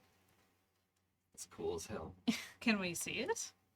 I think I so. think, yeah, I appear and you can see through me. Yeah. But I am still visible. There's a wraith-like Lucky. Mm-hmm. Third looks very startled. And Yeah, I'd like it to is see if you're... it absolutely should Yes. be concerning, right? Like, Whoa! Wall is not concerned. This looks familiar to Wall, I think. Oh, wait, didn't you go? No, you went downstairs. You left. Oh, Wall always keeps an eye on Lucky out of game. Like, now, it's but fine, now don't everybody worry. knows. Yeah. Yeah. Lucky, are you okay? And I think, like, I can still hear what's going on, like, in a very distant way, Yeah. but it's mostly washed out by me getting closer to the scene that I'm, and it's loud. It's Yeah. not quiet. So Yeah, you have stepped into an invasion, right? An invasion of the city, and the city retaliated into the portal. Well, sorry, the city was not invaded. The city essentially summoned the Kraken, and then went through. Like the soldiers, like marched into the water. The sort of undead soldiers marched into the water, and like just charged through the opening that the Kraken made. Like they probably didn't mean for the Kraken to half tear apart the city. Oops. But that's what you're watching happening, and you could kind of like shift when you turn it. You can sort of like rewind it a little bit, or move. Like you can push yourself back and forward through the memory of this place. So depends on what you want to see. I think my first thought is that this feels familiar because I had that flashback of I think it's grossly, sickeningly familiar. and I'm gonna seize onto that and try to follow the same path I followed when I had my flashback. Okay.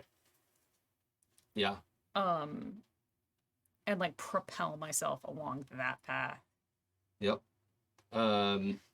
There is you mean to like see the rest of the battle kind of in fast forward. Yeah. There is an opportunity where you remember what happened on the other side of the portal because that's where you were. Yeah, but like When they I know invaded. that Wall was there, saved the king, but what was happening on the other side of that? Was here. Yeah. Yeah. And you see them pouring in, and what you see are like bone giant commanders ordering the largely human undead population, basically. It's probably the wrong word, but there was this essentially human army being commanded by various bone giant higher ups who were leading the charge, but also like commanding this charge to happen, and riding skeletal steeds and charging into the breach, literal breach, to invade the Shadowlands. And I'm going to, now that I know, and I'm going to fast forward to the end because I want to know where they went. I want to know where your brother is. So do I.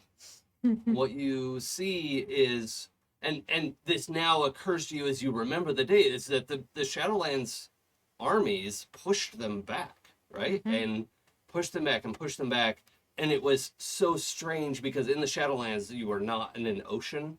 And suddenly there was, the armies were standing at the liminal, that like in between space of a portal, and like ocean water was sort of, was pouring in and vanishing. And there was this back and forth at the final place. And then the Shadowlands, armies and mages finally pushed them all the way back, and they had suffered so many losses. The remnants of that army disappear back into the ruins of the castle, including several soldiers carrying what has to be a king back into the rubble of the castle that was here. Okay. I am going to watch it again. And then not necessarily to glean more, but just to solidify and also like the realization of what I'm seeing. Yeah. And then drag myself backwards back into my body. Okay. Also, However long that takes. yeah. So during that time, I need to check in with Wall. Mm-hmm. I think a lot of the like real active memory is coming back to you. Oh yeah. In a like real permanent way. Oh yeah. So, can you tell us a little bit about the moment that you took down the king? I had an idea for a quick flashback. Yeah. To moments before, and if I can get our cast to play along as members of the remaining elite squad under Wall. I'm gonna say a thing, and then I would like you all to just say the wall stands. Okay. So we are on a bridge, and we're having to like hold back this tide because I have to go do something in the throne room, and we all know what that means. But Wall's like addressing what remains of the elite guard. Now, is this on the city side or the Shadowlands side? What side makes more sense? I think. Well, if At you're this point- you're essentially from this city, Right. a long time ago. Right. So, it probably makes sense that you're on the city side, I like that. and the full ramifications of what this king has done Yeah. is really like sinking in Right. to you and your squad. Yeah. Of like, We've been betrayed. oh shit. We've lost. And I think the sentiment is like, this is it. We're witnessing the end of our empire. An age of peace brought to ruin. But Wall begins to recite the code of the wall. See, language is funny because when you translate the old word wall, it means something different in the original tongue. Wall is a promise. It's an immovable barrier. But the closest translation is wall, which is like, okay, whatever. But the code of the wall goes something like this. When the ramparts fall and the towers crumble, dig your heels deeper and rise taller, because the wall stands. When shields splinter, when swords break, fight with tooth and nail, because the wall stands. And when the tide swells to swallow you whole, drink deeply, because the wall stands. And if today we breathe our last, brothers and sisters, breathe deeply and know that tomorrow and every day after, the world yet turns, because today the wall stands. Stand now! And Wall clanks down his tower shield, makes ready the defense position, and we hold the bridge until Wall goes to the throne room and does the task. Yeah. I imagine there's part of that scene is the soldiers carrying the wounded king. The king has been wounded, make way. And Wall is there to finish him off. Mm-hmm. Mm. Mm-hmm. Got chills. And that is the end of that brigade. Yep. And Wall is the remaining Wall. Wall isn't a name, it's a rank. Love it. That's cool. Thank you, for that. everybody, for indulging was me. it. Thank you. Yeah, it was great. And similarly, this thing that you shared with us Mm-hmm. is something that ripples out across a collective consciousness that once knew this history, knew a story that through nefarious means had been scrubbed from Mhm. history. But today, people remember that the wall stands. Oof.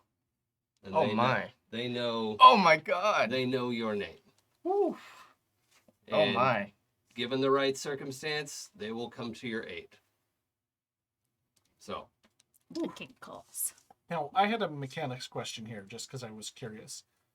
You gave Joe and Pooja theirs face up for them to read. Yes. You gave Courtney them face down. Was that to you as well? Like, you don't know what they say? Yeah, I don't know Or- what they say. I've not okay. looked. I wasn't sure if you had read them, but we don't get No, to I'm know. very curious, but I have Gotcha. not looked. Okay.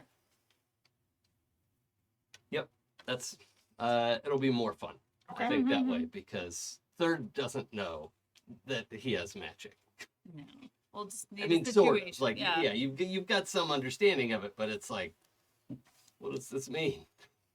30 doesn't know. Yeah. Okay, so we what is this experience like on the deck, Wall? Is Wall repeating this speech? Yeah, but he's saying it in a somber tone because there used to be a chorus. It's like a call out and response to a whole brigade. But now he's wording it as, I am the wall. I'm all that's left of the wall. I am Yeah. the only promise left remaining. And it's like very somber. And this recitation in this place is what breaks a seal on a spell that had eradicated that song Mm. from people's memory. And Sal, you remember a song you never knew. And Third, you remember the song that you should have known. And you probably did know, Mm.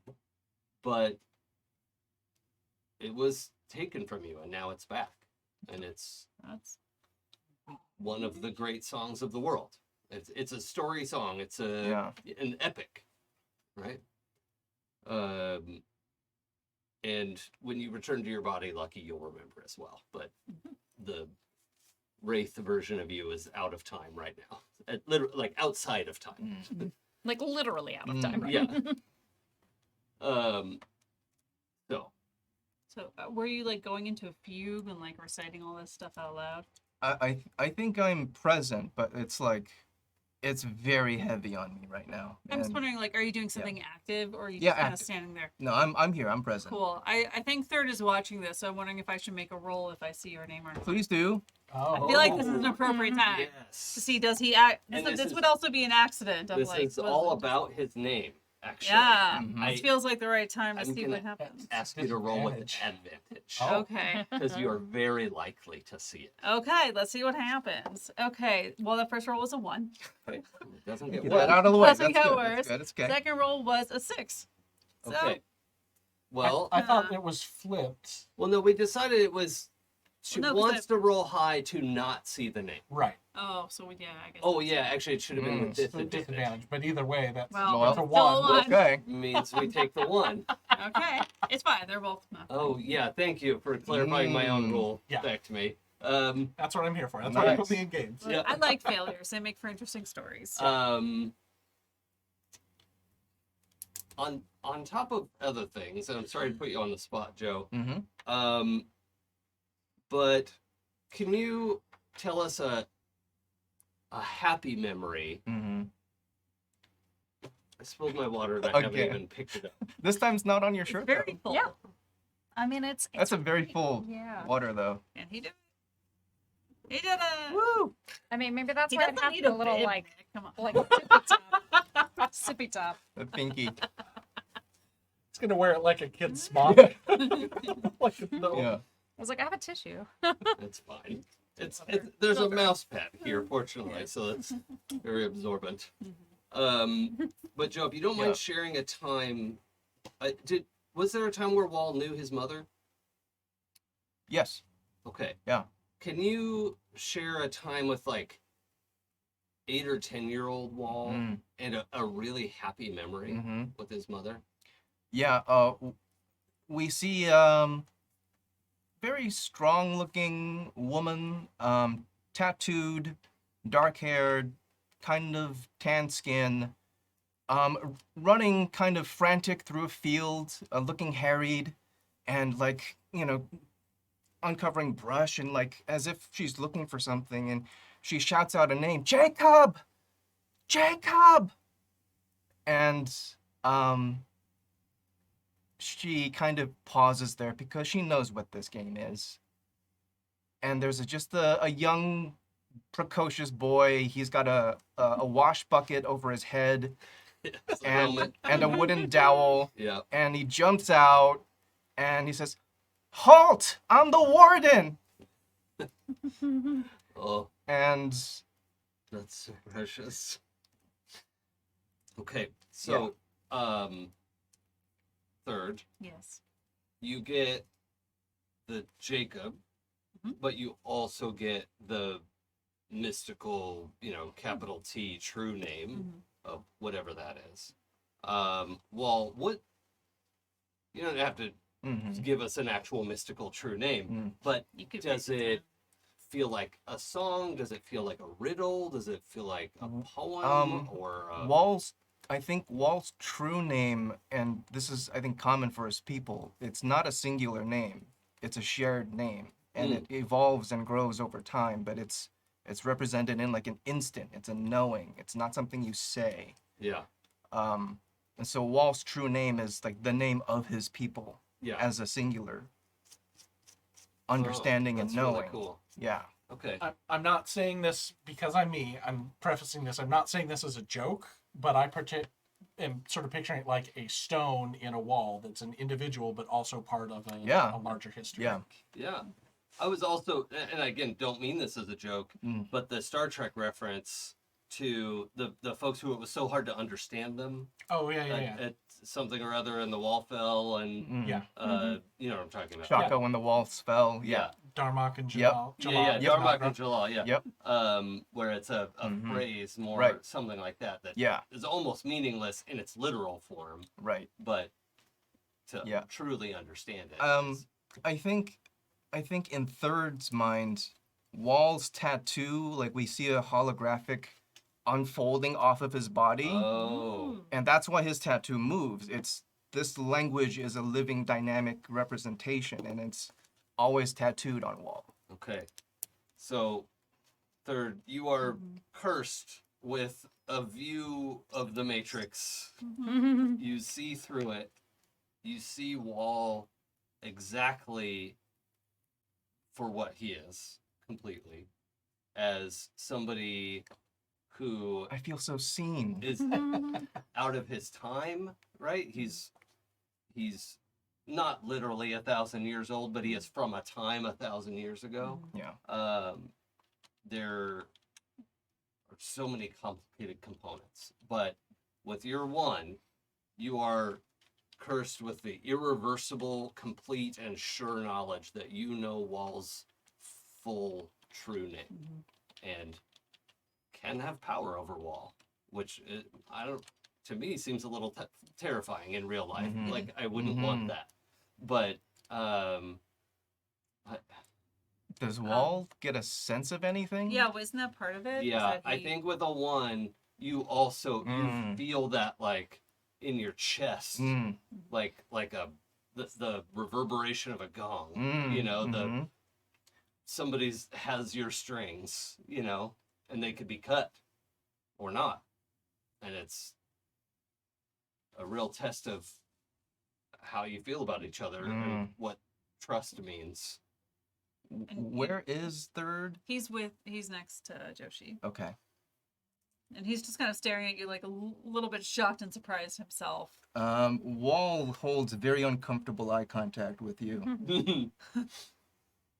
He kind of looks down in a way. Sorry, I didn't mean.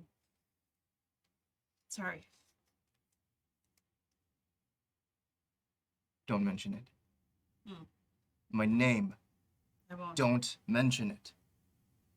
What name? Never heard of it. Who are you again? Exactly. And he winks. Yeah. But yet looks very nervous and is not looking at Wall. Sal, this is the full extent of the interaction that you get. Right. What does that mean to you? What is happening?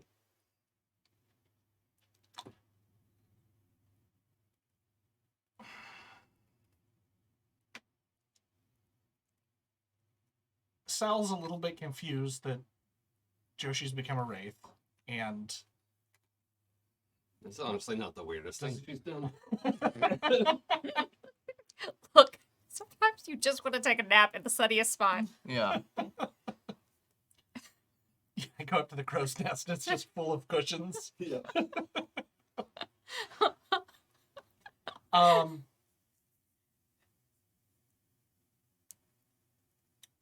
I look back and forth between you two because obviously something's happened that I've missed. Mm. But when it doesn't look like there's about to be a confrontation or an explosion, I'll just kind of not visibly shrug, but kind of mentally shrug and be like, okay, I guess that happened. I don't know what that means, but I'll keep an eye on these two. What does Lucky see when she's in wraith form and she looks at Wall? Oh, Lucky's not there. Not looking there. at Wall. Mm. yeah. Lucky is looking at what happened to your city during all of this. Gone. Mm. Lucky's not here right now. Please leave a message. Yeah. Arjun will. Yeah. Arjun Okay. is my answering service. I'm just Wall, not here, man. Wall just walks up towards where Lucky is in repose and just stands It's taken a knee. It's Yeah. on one knee. and just stands and waits. I think Wall understands what's going on. Yeah. Yeah. Yeah. At a more than surface level. Yeah. Right? You're like, oh, Lucky has stepped out of the now. She's remembering, yeah. and I'm also remembering. But you also like it's clear like you definitely understand that Lucky is not in her body Right. and that's an important detail. Yeah. Because you're also to guard her Yes. in that circumstance. Yeah. So, Instinctively, I think I just move towards where she is. Yeah. Okay. So, should we move to when Lucky comes back? Okay. Sounds good. If there's anything, I mean, unless there's anything else, because I imagine you're gone for a couple hours. Oh, Yeah. okay. That Yeah, must it's be a few while, minutes. and then I watch it again. Yeah. And maybe slow it down at times. Now with the director's commentary. Yeah. Well, now with like me focusing in like using the pitch zoom Mhm. and like Zoom and going to enhance. different Mhm. areas and Yep. all of that And stuff. who are the actors that played this? Oh, yeah. IMDbing Yeah. the necessary information. Oh, and image stabilization. Yeah. Yeah. The person stays totally still and everything else. So, goes. yeah. Yeah, I think Wall stays just right next to Lucky, but Wall will start telling what he starts to remember to anyone who wants to listen. Yeah, I think the third is still concerned, but seeing that Wall is not super Wall's not concerned- making any eye contact with Okay. you. Mhm. No, he is Um, neither, but it's just more yeah. that like he's concerned about Lucky, but if Wall's not panicking over Lucky, then things Yeah. will be okay. And he will offer to get you a sandwich if you get hungry, because this is going on for a while. I want to clarify something because your memory is restored and Lucky is seeing it much more clearly again, and you've got the full story now. And because one of our previous flashbacks was Wall like barreling and knocking over a charging horse Mhm. and, unhorsing somebody and Yep. taking them out and saving a representative of the Shadowlands, which Mhm. means you were on the Shadowlands side. Mm-hmm. The connection between you killing the king, I think we said your brother. Yeah. Right? I killed his mortal self. On this side. Yeah. Was followed with you, taking out other like loyalists, loyal loyalists. Good one. Sure. Got it in one. Yeah. And charging back down and attacking your brother's army from a rear guard. Yeah. And just decimating what was left. Yeah. And that charge led to you, Can saving I the can I ambassador. plant an idea? Mhm. Could there have been like out of the 15 of the elite, there were only 3 of us towards the end. Yeah. And at the very, very end, it's just me. Yeah. Yeah. Yeah, I could definitely Yeah. see that as committed to. And I think at that point, that squad had just lost heart, and it was, okay, this is my last day and I'm going to take out everything I can, but I'm not making it out of this either way. Right. Yeah. And it just became a one-way trip. But you happen to Yeah. have a different ending. Wall just keeps reciting the mantra, the oath. Okay. So you find this just path of destruction that Wall cuts through. The army was already somewhat in disarray because the king had been evacuated, and they were trying to figure out, well, are we in retreat? What's happening? And in that chaos comes the remaining Wall squad. They plow through. You find that point where he saves one of the ambassadors, and you're there to, see Wall Yeah. knighted, essentially. And at this point, there are giant arrows sticking out of my abdomen. Yeah. Yeah. Where you should have died. Mm-hmm. And did not quite. Right? So you're not undead. Yeah. No, I was at death's door, speaking Yes. mechanically. Yes. But it was within the rules for them to Yeah. restore you, and they gave you the choice. Yeah. Right? I'm like, okay, well, you have to do one or the other, right? Mhm. You can be here permanently, or you can take this job in the land of the living and take that on. And I One think- condition. You let me end what started this. and he's taken out. Well, I think you took him out on the way through. Well, I know my brother survived his I see. mortal Okay, death. I see. Yeah. Perfect. Yeah. Okay. Yeah, because he broke all the rules. Mhm. He doesn't get like a nice Shadowlands retirement Mm-hmm. just because he died for real. Mm-hmm. Yeah. So, yep, they leave that to you to finish fully. Yeah. And he is like essentially like dissolved, right? Like he has no Shadowlands afterlife. He is just obliterated in that final moment. So, and then we know that there is some trickiness with using portals back and forth, and you've lost some time. Yeah. You haven't been wandering the earth for 1,000 years, but if you go No. back and forth, it might jump a Right. little bit, not backwards, Yeah. but you might skip a year. There's or a man of 100 my years. description serving Yeah. vessels over various Yeah, periods. yeah, and that's why there's this song Yeah. that has been sung, and with everything that's happened, I'm gonna say it's clear to you that the song was erased from everyone's minds within the last 5 years, Mm. like very recently and intentionally Mm. erased. Mm. So Can I plant the seed that Wall is the reason why sailors think it's good luck to have so many tattoos, because Wall's been alive so many centuries and they just keep seeing, like, there's this tale that's been passed of like Yeah. this heavily tattooed person that survives all the time, yeah, and yeah, it just becomes a sailor's this tale. is the Quantum Leap reboot I want, Yeah. and do we deserve it? I don't know. It would be nice. Okay, Cool. that would be awesome. Thank you for indulging that. That was Love awesome. I love that. Okay, so, Lucky, you return. Yeah. To find it quite late afternoon. It's not sundown, but Yeah, and I think Wall sees, and anyone else who's up on deck would see, like, my wraith form has.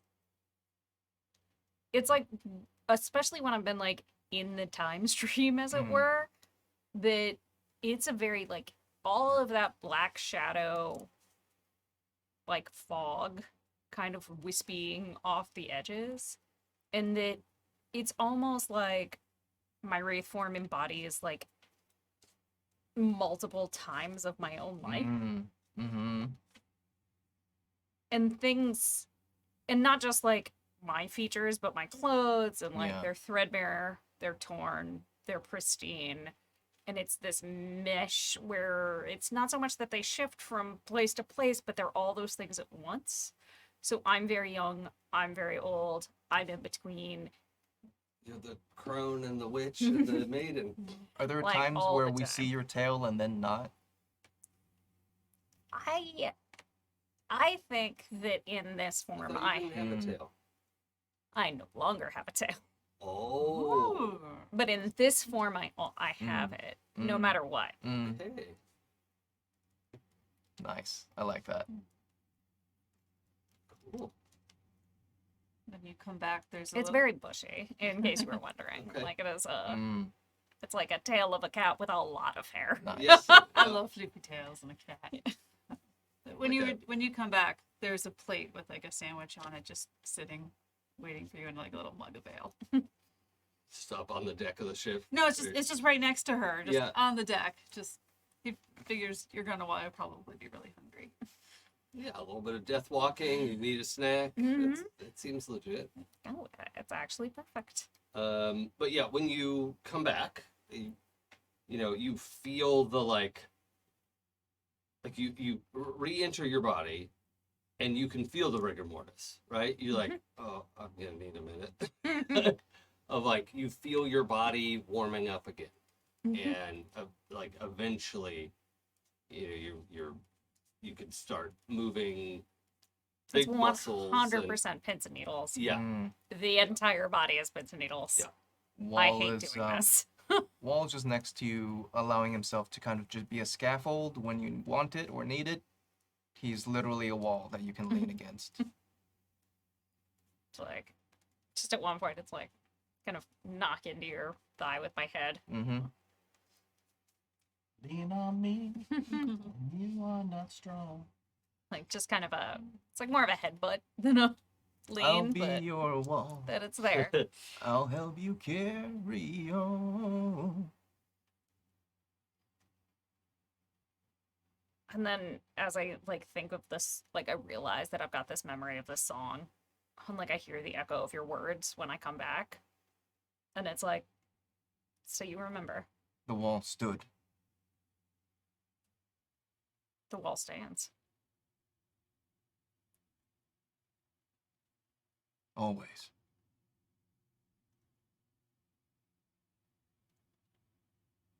And then we should go and see what's left of the castle. It's seen better days. This is a place ripe for skewering. I want to know if the bone giants have kept a presence here. If they did, they won't for long. All right.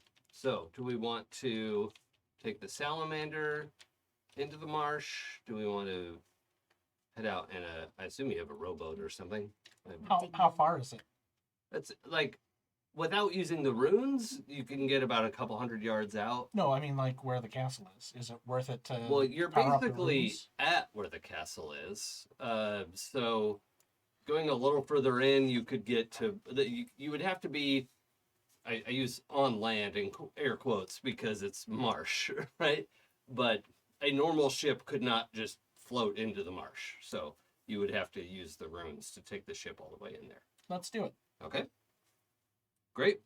Yeah, you power up. There's this twin strip along the bottom, like right next to the keel, of blue glowing sigils from stem to stern, and the ship lifts a little bit higher in the water, but it really makes a difference when you get close to the beach and you see like the whole ship pitches up like you're going up a wave, and you know that little bit of regular impulse you can give pushes it up onto land. And if you had to travel over land, you could deploy the sails and do what you need to do, but you're not trying to go very far. So you hover up over the marsh and push through the grass.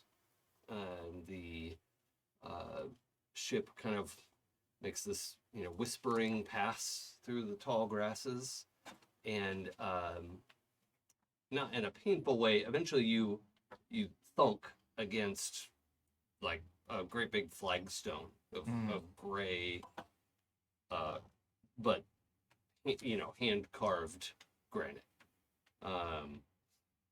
and it's gray. It's also like it's gray underneath the mossy, root systems and things that are growing on top of it. A little bit further into the marsh, we get more like I love mangrove trees, so like I'm gonna have some mangrove trees at the edge of a like swampy forest kind of thing that eventually the swamp dries out and just becomes a regular forest. But that's kind of that's just a little bit the backdrop of where the landward wall of the city was. So you're basically in the center of where the throne room should be. Come and be welcome to what remains of my estate. You're an honored guests. Few have walked these great halls in at least an age. You used to live here? We used to live here.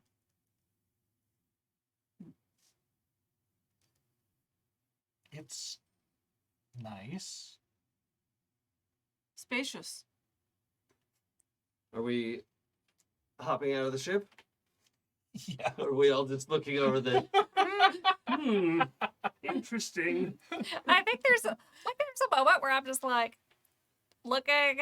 Okay, you're just gonna let him completely believe that. Cool. and then jump off the side. Okay. Like Yeah, you land in like knee deep. Wait, how tall is Lucky? pretty tall. She's a Oh, that's she's right. very That's right. tall. You're like broad and like Wonder Woman. Yeah. She is a tall. Yeah. Yeah. So for you, it's knee deep. Splash in, and it's like soggy and trying to pull your shoes off. Oh, you're barefoot, right? I think if No, I'm jumping into a marsh, Yeah. I will be. Yeah. Okay. And yeah, you can just feel your toes. One of those sink in and- boots like Mm. just skims walls like the sidewalk. Yep. Yep. We're gonna be checking for leeches later. Like, there's no way around that. Maybe the fur will help. I'll lower myself down into the marsh. Sure.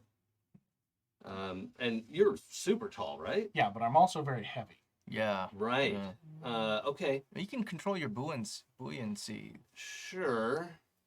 but this is mucky. It's not water. Yeah, it's brackish, Yeah. so I'm not sure how much control I I have. think we'll start with it being at least a little disorienting. Mm. Okay.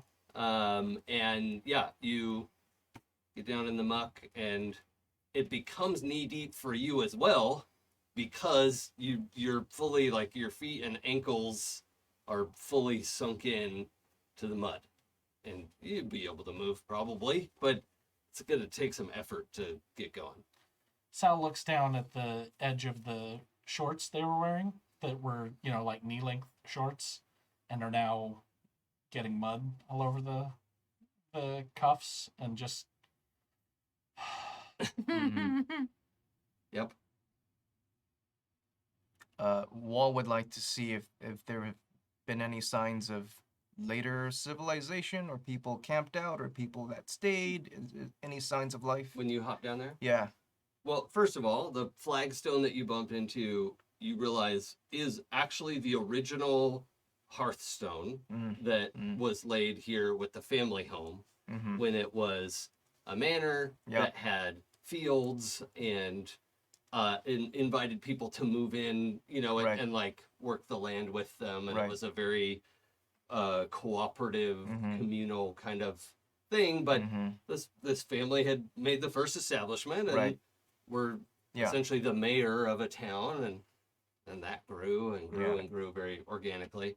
But this is, when you hop down and touch this stone, you get the flash of this relatively modest but well-built home, not anything in a marsh, right? Yeah. It was more of like a grassland, like great farmland. Right.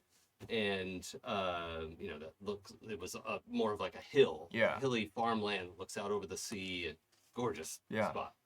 And you see the roaring fireplace and the stone that the family had laid here with an inscription of the family name, and we're done traveling, right? Yeah. They were maybe a nomadic family before, and like, nope, this is the spot. This is what we've been looking for. Is a maybe pseudo mystical, like, there's a land that we'll know it when we get there. Right. And, right. This was it. The founding stone. Yeah. Third, what are you up to? He's looking. Is there anything solid to jump onto? Because jumping into a marsh just sounds so unappealing. The stone is only like under an inch or two of water. You could hop down onto the flagstone. He's gonna try to do that. Okay. Yeah, that's easy enough. 'Cause that just seems like common sense. Yeah.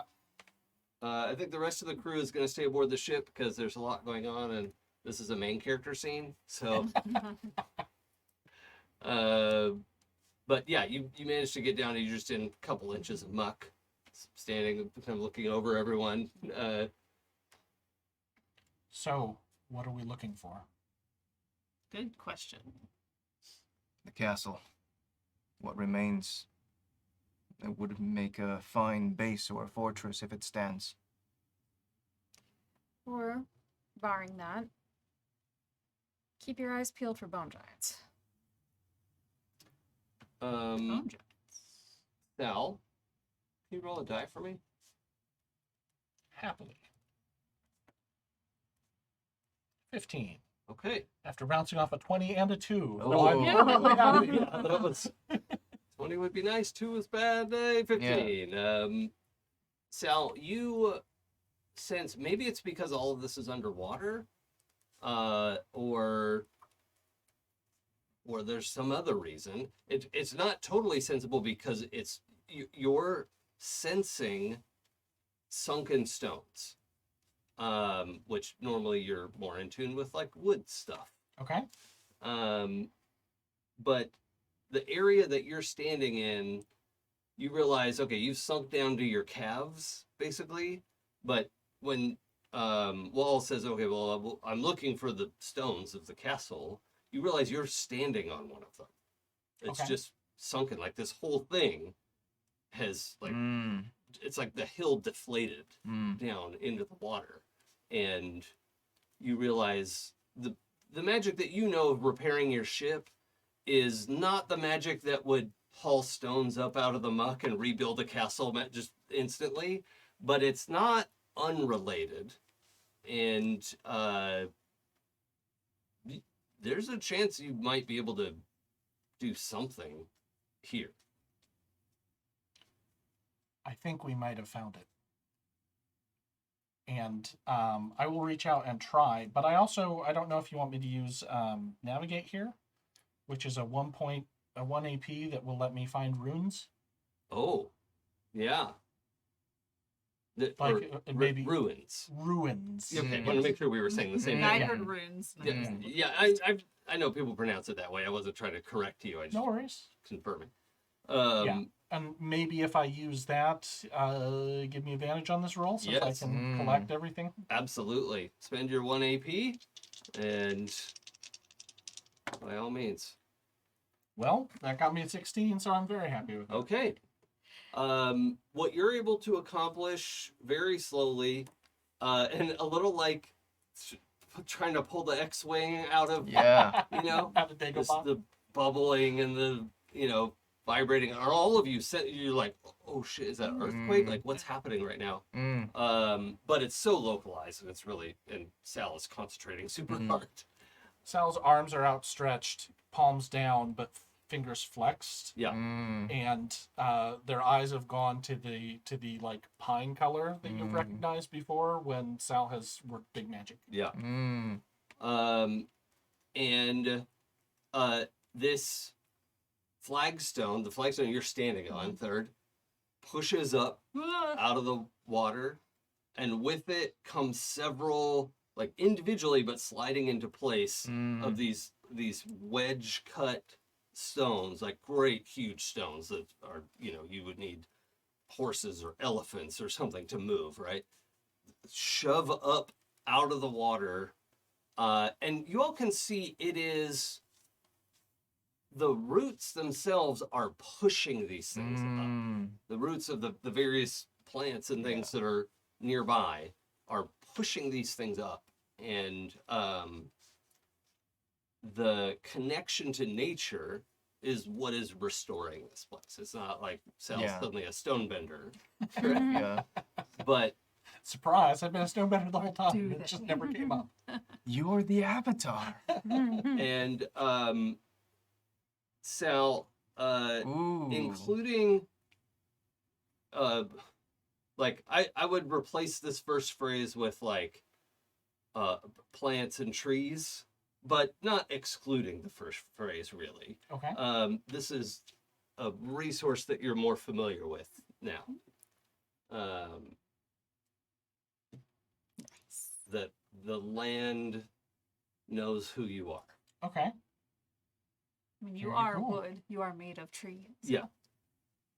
It's like, oh, hey there, Sal. Memory of trees. Mm. And the fact that humankind fashioned you into a ship, it doesn't erase your heritage. Okay. And Cool. you are the land knows you and is eager to cooperate. So so that's a minor interpretive version of that card, but I think you Understand. get the vibe of it, right? Awesome. So what you wind up with is about 3/4 of this circular throne room, and the flagstone was the middle of it. The throne was off on the side of the room where the throne would look out onto the water, right? So the back of the throne is to the tree line, basically. And there's like a couple of, like 3/4 of the restored throne room is here with arches and like some of the, you don't really have much of the ceiling to work with, but you get some pillars and arches and a pretty busted up stone chair that's coming up out of the muck. And it's not complete by any stretch of the imagination, but it's here and it's clear, your family's inscription is on, you can really clean it off and see it very clearly and dry it off. And once things sort of set in place, the moss like peels itself off of various places. The roots retract and almost scrape it clean as the stone that's left here is gleaming in the afternoon sun. Now, I imagine this is kind of an east-facing coast, so the sun is setting behind the trees, but when the sun comes up, you can tell, oh, these arches were like also equinox markers at some point, and probably used for ceremony, and actually you're remembering, right, this was, when it comes through that arch, it's time for this day, and then, that sort of thing. And the event is slightly marred, I'm going to say marred, by a chilling war cry from the edge of the woods, and a bolt of just kind of pure white energy, you would say maybe a lightning bolt, but it doesn't crackle like lightning. It's just like a blaster bolt, really, is what it looks like. It's not a blaster, but it has far enough to travel that it's aimed at one of you. It's a little hard to tell, but third, your instinctual understanding of how magic works gives you an opportunity to do something about it. You want to flip your cards over? Should I flip one or the other? But they're together. They're kind of Okay. Like a set. 1 and 2. Okay. Whoa. I peeked. No. I think you've still got more to go. Thank you. Yeah. You know, I should read I the just- level one first.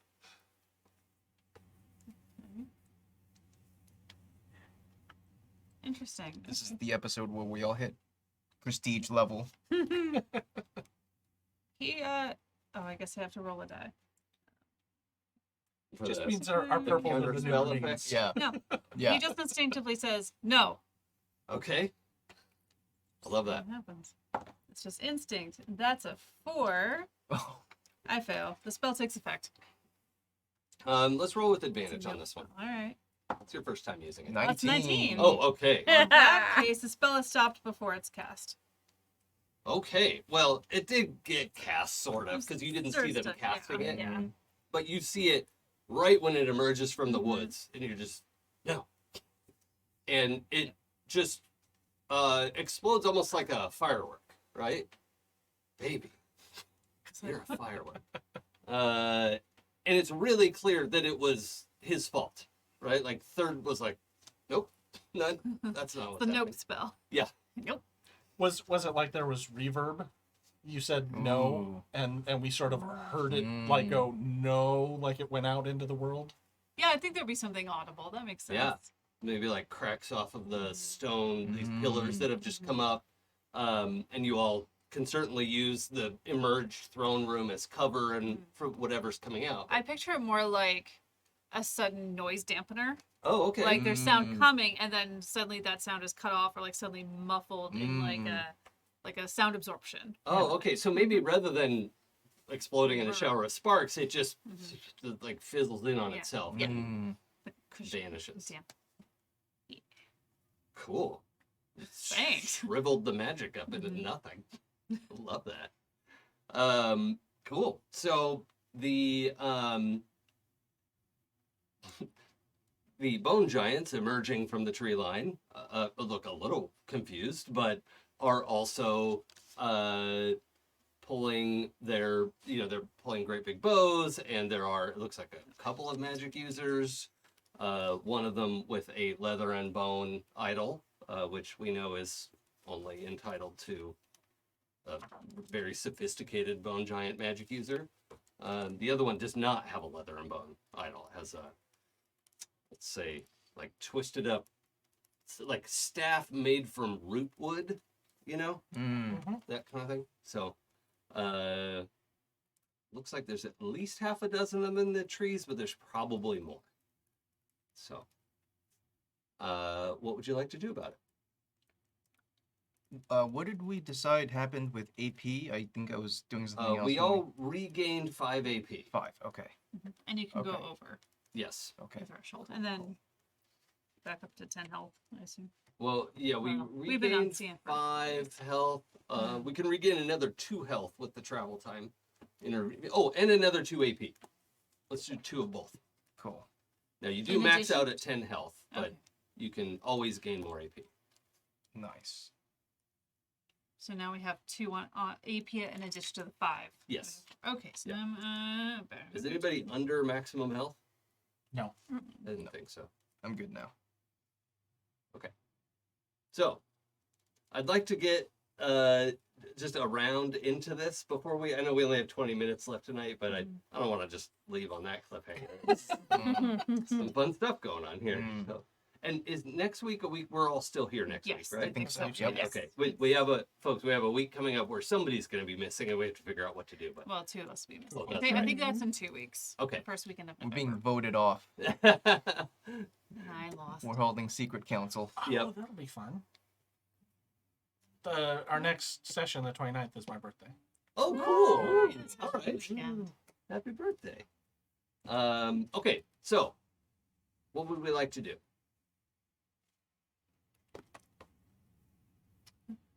Sorry, I'm still just taking Uh, notes. yeah, instinctively, shield comes out, deploy shield. Wall's halberd manifests in his hand. Yep. He's pissed, but he's standing next to Lucky and waiting to see what the group wants to do. But Okay. he's gonna. Don't you have something that draws arrows to you or something like that? No. Your shield did something like that, or it just floats. No, my shield just will propel itself above water, Oh, right. Okay. and it collapses into a pocket dimension. Okay. Yeah, I'm thinking of that. There's like a. Yeah, D&D it also thing defeats that- bone giants. Oh, well, that's convenient because these are Yeah. bone giants. Yeah. Awesome. Okay. Well, there is a hail of arrows. Okay. coming, and as a clue to there are more than 6 people that you can see back there. There are, it's hard to count real quick, but at least 10 or 12 arrows Okay. arcing over. It's a long shot, right? Like this is definitely a longbow shot, not a just straight arrow. Mhm. But you could certainly position yourself to be in like the most defense and Yep. like let the stone pillars do their job and Yep. and you take the rest. I'm gonna push third or Lucky, whoever I can get behind, and tower shield up. Okay, I'm gonna do this as Not an pushing me to active, shit. an actual action for you to try to cover as much of this as you can. So go ahead and roll. Mm-hmm. I don't think any of your moves apply to this, but we'll still just. That's a 2, buddy. Okay. So I would like to interpret that as you protect the others. Mm-hmm. And I know you were trying to protect them, so failing the roll should mean no, you don't protect them. But I like the idea of you just getting Yeah. shot a whole Yep. bunch. Yep. I like it. So I like it. I'm gonna have that deal 3 damage. Okay. As 3 arrows hit, and they hit your shield, Mm-hmm. but one of them actually punctures the shield. Yep. And through Goes your through. forearm. Yep. So that's bad. But the nice thing is when your hand goes numb, you can't drop your shield, right? It's like attached to your Yep. arm. It's a Yeah. gauntlet. Yeah, The shield is a gauntlet. that's Yeah, it right. works like that. So your fingers go numb. Mm. It's like hit a nerve or something, Mm. but you can't throw your shield down, so that's good. Okay. But Cool. it should be concerning, Yeah. right? It's not bleeding a whole bunch, but you can't feel your hand. You're bleeding on my carpet. Who's next? I am going to. So, And I knew y'all were still here, and I'm so angry about it. Also, to set the scene a little bit, I'm sorry, I forgot to mention this part, the way I set this up in my mind. Something that you're doing has to involve getting out of the way of the arrows that are raining down, which can be taking cover at a pillar or behind wall or roll, do a barrel roll, or you got to work that in somehow, or you'll definitely get hit by an arrow. But if you can get in a good, it's such a long travel for these, you have a chance to get out of the way. You just have to tell me how you're doing that. Does that make sense? Mm-hmm. Okay. I'm gonna diagonally strafe to one of the pillars or the side of an arch, or Okay. Yeah. convenient cover. Yep. Full cover, please, not half cover. Yeah. It's great that all these great big stones came out of the swamp. It's only 90% chance to hit you. And Well, then in XCOM, that's Yeah, fine. that's fine. Yeah, so it's fine. They'll never hit. Then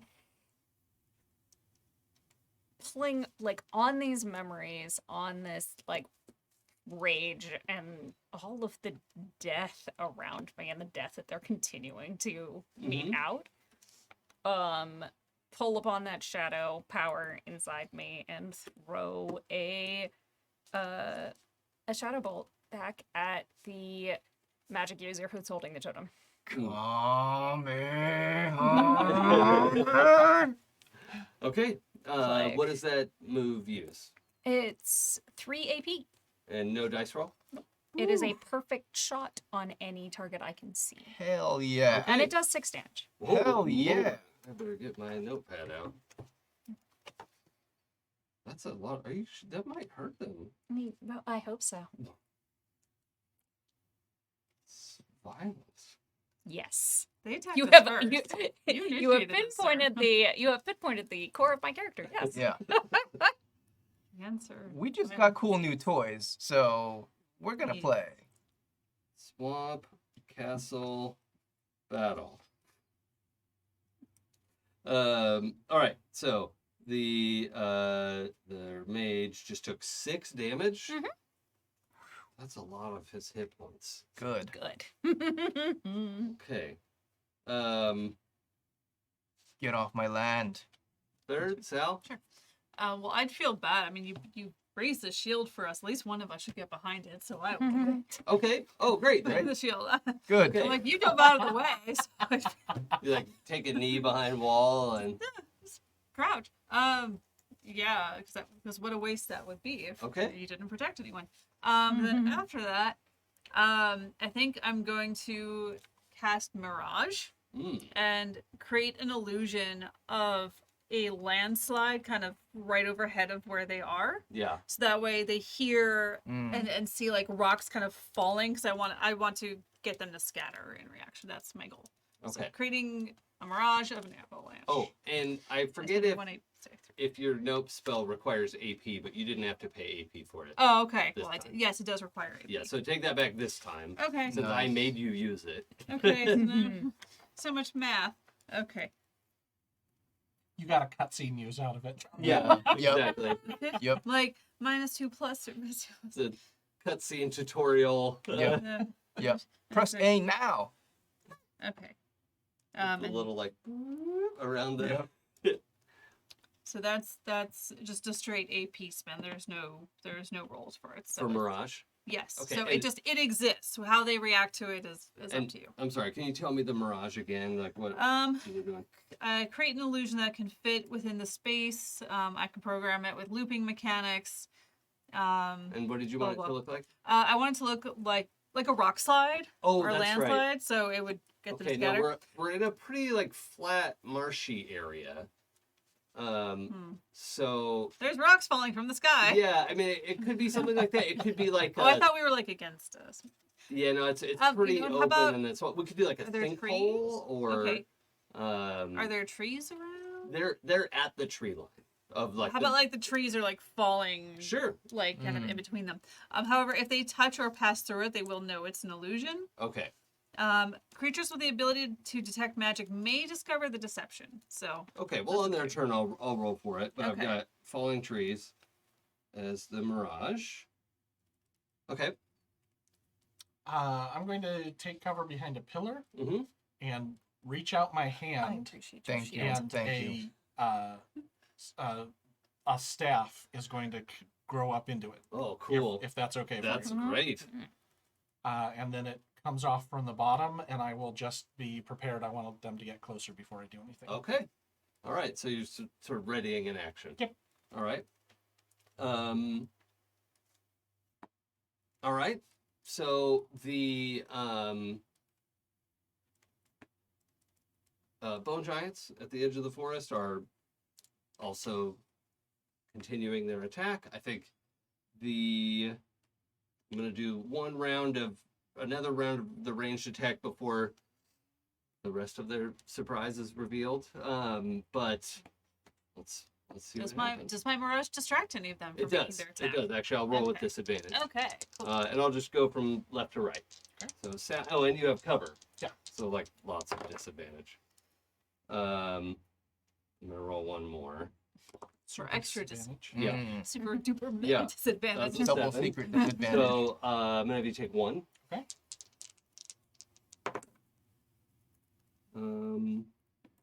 Okay, well, it's already a 6. Let's see if I get a worse. Oh, that's a 2. So, totally miss. That's a 1. Doesn't get worse than that for third. And Wall, who doesn't really have cover. You sort of have cover, but I'm going to give them regular disadvantage instead of triple disadvantage. Cool. Okay, well, we've got a 5. Okay. So 5 is a full miss? Five Yeah. is fair. Yes. Yeah, 6 to 10 is the... Yeah. I don't know why I can't remember that. There's one rule in the game. Okay, so, yeah, a couple more thunk on your shield, but they're in the good part of your shield. Mm. And even maybe don't even stick in this time, right? So, yeah, the next hail of arrows is resisted, because you have all this great cover. And then we'll get to the next round of combat next week. Cool. Okay? Okay. All right, let's... Times. Folks, that was episode 9 of the Castoffs here on Happy Jacks RPG. You can go to happyjacks.org/castoffs to find our previous episodes on YouTube playlist, podcast feed, more. You could watch it again on Twitch if you really want to If do you're a that. masochist. Yeah. You know, I actually do watch it on Twitch so I can catch up on chat and stuff. So I do see the stuff that chat does eventually. Oh no. I do. I know. Oh. He sees. I know. I know. Well, I'm embarrassed now a little bit. Nick puts very funny jokes in the chat. Sometimes. You should. Sometimes I put garbage jokes in the chat. I love it. So that's how you can get caught up on that. If you like, you can also go to happyjacks.org/discord to join the live conversation there. And if you want to ask me something on there, definitely at me, because I have all my Discord notifications turned off. But I'm more than happy to talk to you. I just don't do it actively. It's a lot. That's the only way to survive on any Discord channel. I just Yeah. Just am- set everything to at. Mm-hmm. That's it. I have students who are just keeping track of 14 different conversations at the same time, and I can't. I'm not going to. So, there you go. But I'm more than happy to engage. You can find me and my stuff on, I also have a Twitch channel called It's Probably Okay on Twitch and Twitter. And on my channel on Wednesdays, We Were Death. I like to play games that are hard and you die a lot. And on Fridays, I have a buddy stream with my friend Sam DeLev. And we play video games together. And we've been playing video games for like 2.5 years now. And it's just really fun. I did not know that about so you. I Yeah. love Sam. Sam They're is the Tell them I best. say hi. one of my favorite human beings in the whole world. Yeah. And I have the distinction of introducing Sam to tabletop gaming. Woohoo! Thank you. Ooh. I was Yes. their first DM. Good job. And they were an amazing player. Right? Yes, Yeah. it was rude, You can frankly. Yeah. I mean, Yeah. it's like, oh, Yeah. This is made for this. Mhm. disrespectful, frankly. How dare you be such a good role player, Sam? How Yeah. dare you? Yeah. Joe? Hi, I'm Joe, and wow, what a session. Thank you all for being here. You can find me at Joe Loves Stories. I now check my Twitter. Nothing So yet. sorry. Nothing yet. But you know, I'll keep checking. I've made it really hard for people to reach me. I'm doing better at that now. So message me. You might get something. You will get something back. That's fun. That's a promise. Yeah, that's right. Yeah. So menacing. Yeah. Oh, I love it. That's it. Okay. That's all. Alright, I'm Courtney, and now you're a wizard, Thurdo. I'm now a wizard. I love this. Maybe I'll finally. That's cool. I've needed some more like magic I can use in combat, so I'm very excited. So hi, I'm Courtney Craft. You can find me on Twitter at the Anime Goddess. For more of me, I just recorded the season premiere of the Happy Jacks podcast yesterday. So when that's out, Oh, you yeah. can hear me The Friday talking. advice Yeah, show. yeah. I've been wanting to do it, and so It's I was fun. literally just here sitting in Pooja's seat. It was fun. I insisted on trying a new chair. You can also find me. Which also on- explains why it was lower. When I Yes. gave it. my feet weren't quite touching the ground. I was like, I can't. I feel like a child. Courtney, I can mean, you it's tell just the- I don't want to look like a bitch next to Nick. Oh, we're not gonna. we're not I'm gonna- sorry. I don't want to. That's That okay. was awful. You didn't Yeah, want, you wanted to that's look. okay, you know. You wanted a nice proportion in the camera. of heights. Yes. Courtney, which can you is- tell us how tall you are in real life? I am 5'4.5". For Okay. most of my life, I thought I was 5'3", and then I had a doctor measure me, and I realized that I was the tallest craft sister, and I rubbed it in my Oh, sister's yeah. face. Immediately. Yeah, immediately texted her. Speaking of which, you can also find me on YouTube as Courtney Lee Craft, where I play the hurdy-gurdy. So just look up my name and hurdy-gurdy. I finally posted a new video from a performance I did like back in June. I'm gonna try to make more video content. I promise. Woohoo! Awesome. Pooja. Hello, I am Pooja, and you can find me on Twitter at LADesigirl. That's LADESI girl, and pretty much all the other socials as Forgotten Saves. You know, posting pictures of my cats and other things that I do TTRPG wise. And I didn't spell it along with you. I'm so proud of It your takes a lot restraint. I'm proud of myself. I listen to a lot of what Pooja does. It spells out her Twitter handle often. And I mean, no one knows what it's supposed to be otherwise, Yeah, except everyone who listens to me on all the things. Yeah. But Maybe. if you say LA Daisy Girl, like, for me, I would think of DAISY first, you know, Mhm. because that's what I would think of. But So, it is DESI. I'm I'm glad I know that. glad you do too. Nick? Hey everyone, I'm Nick. You can find me on the socials at Sungrowler.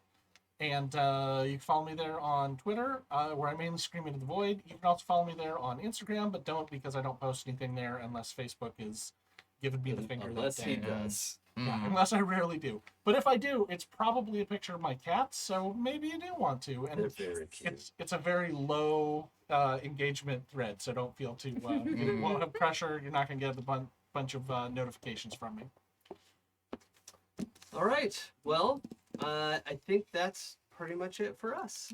So thank you so much for joining us, and we will see you next time. Take care. Bye. Bye.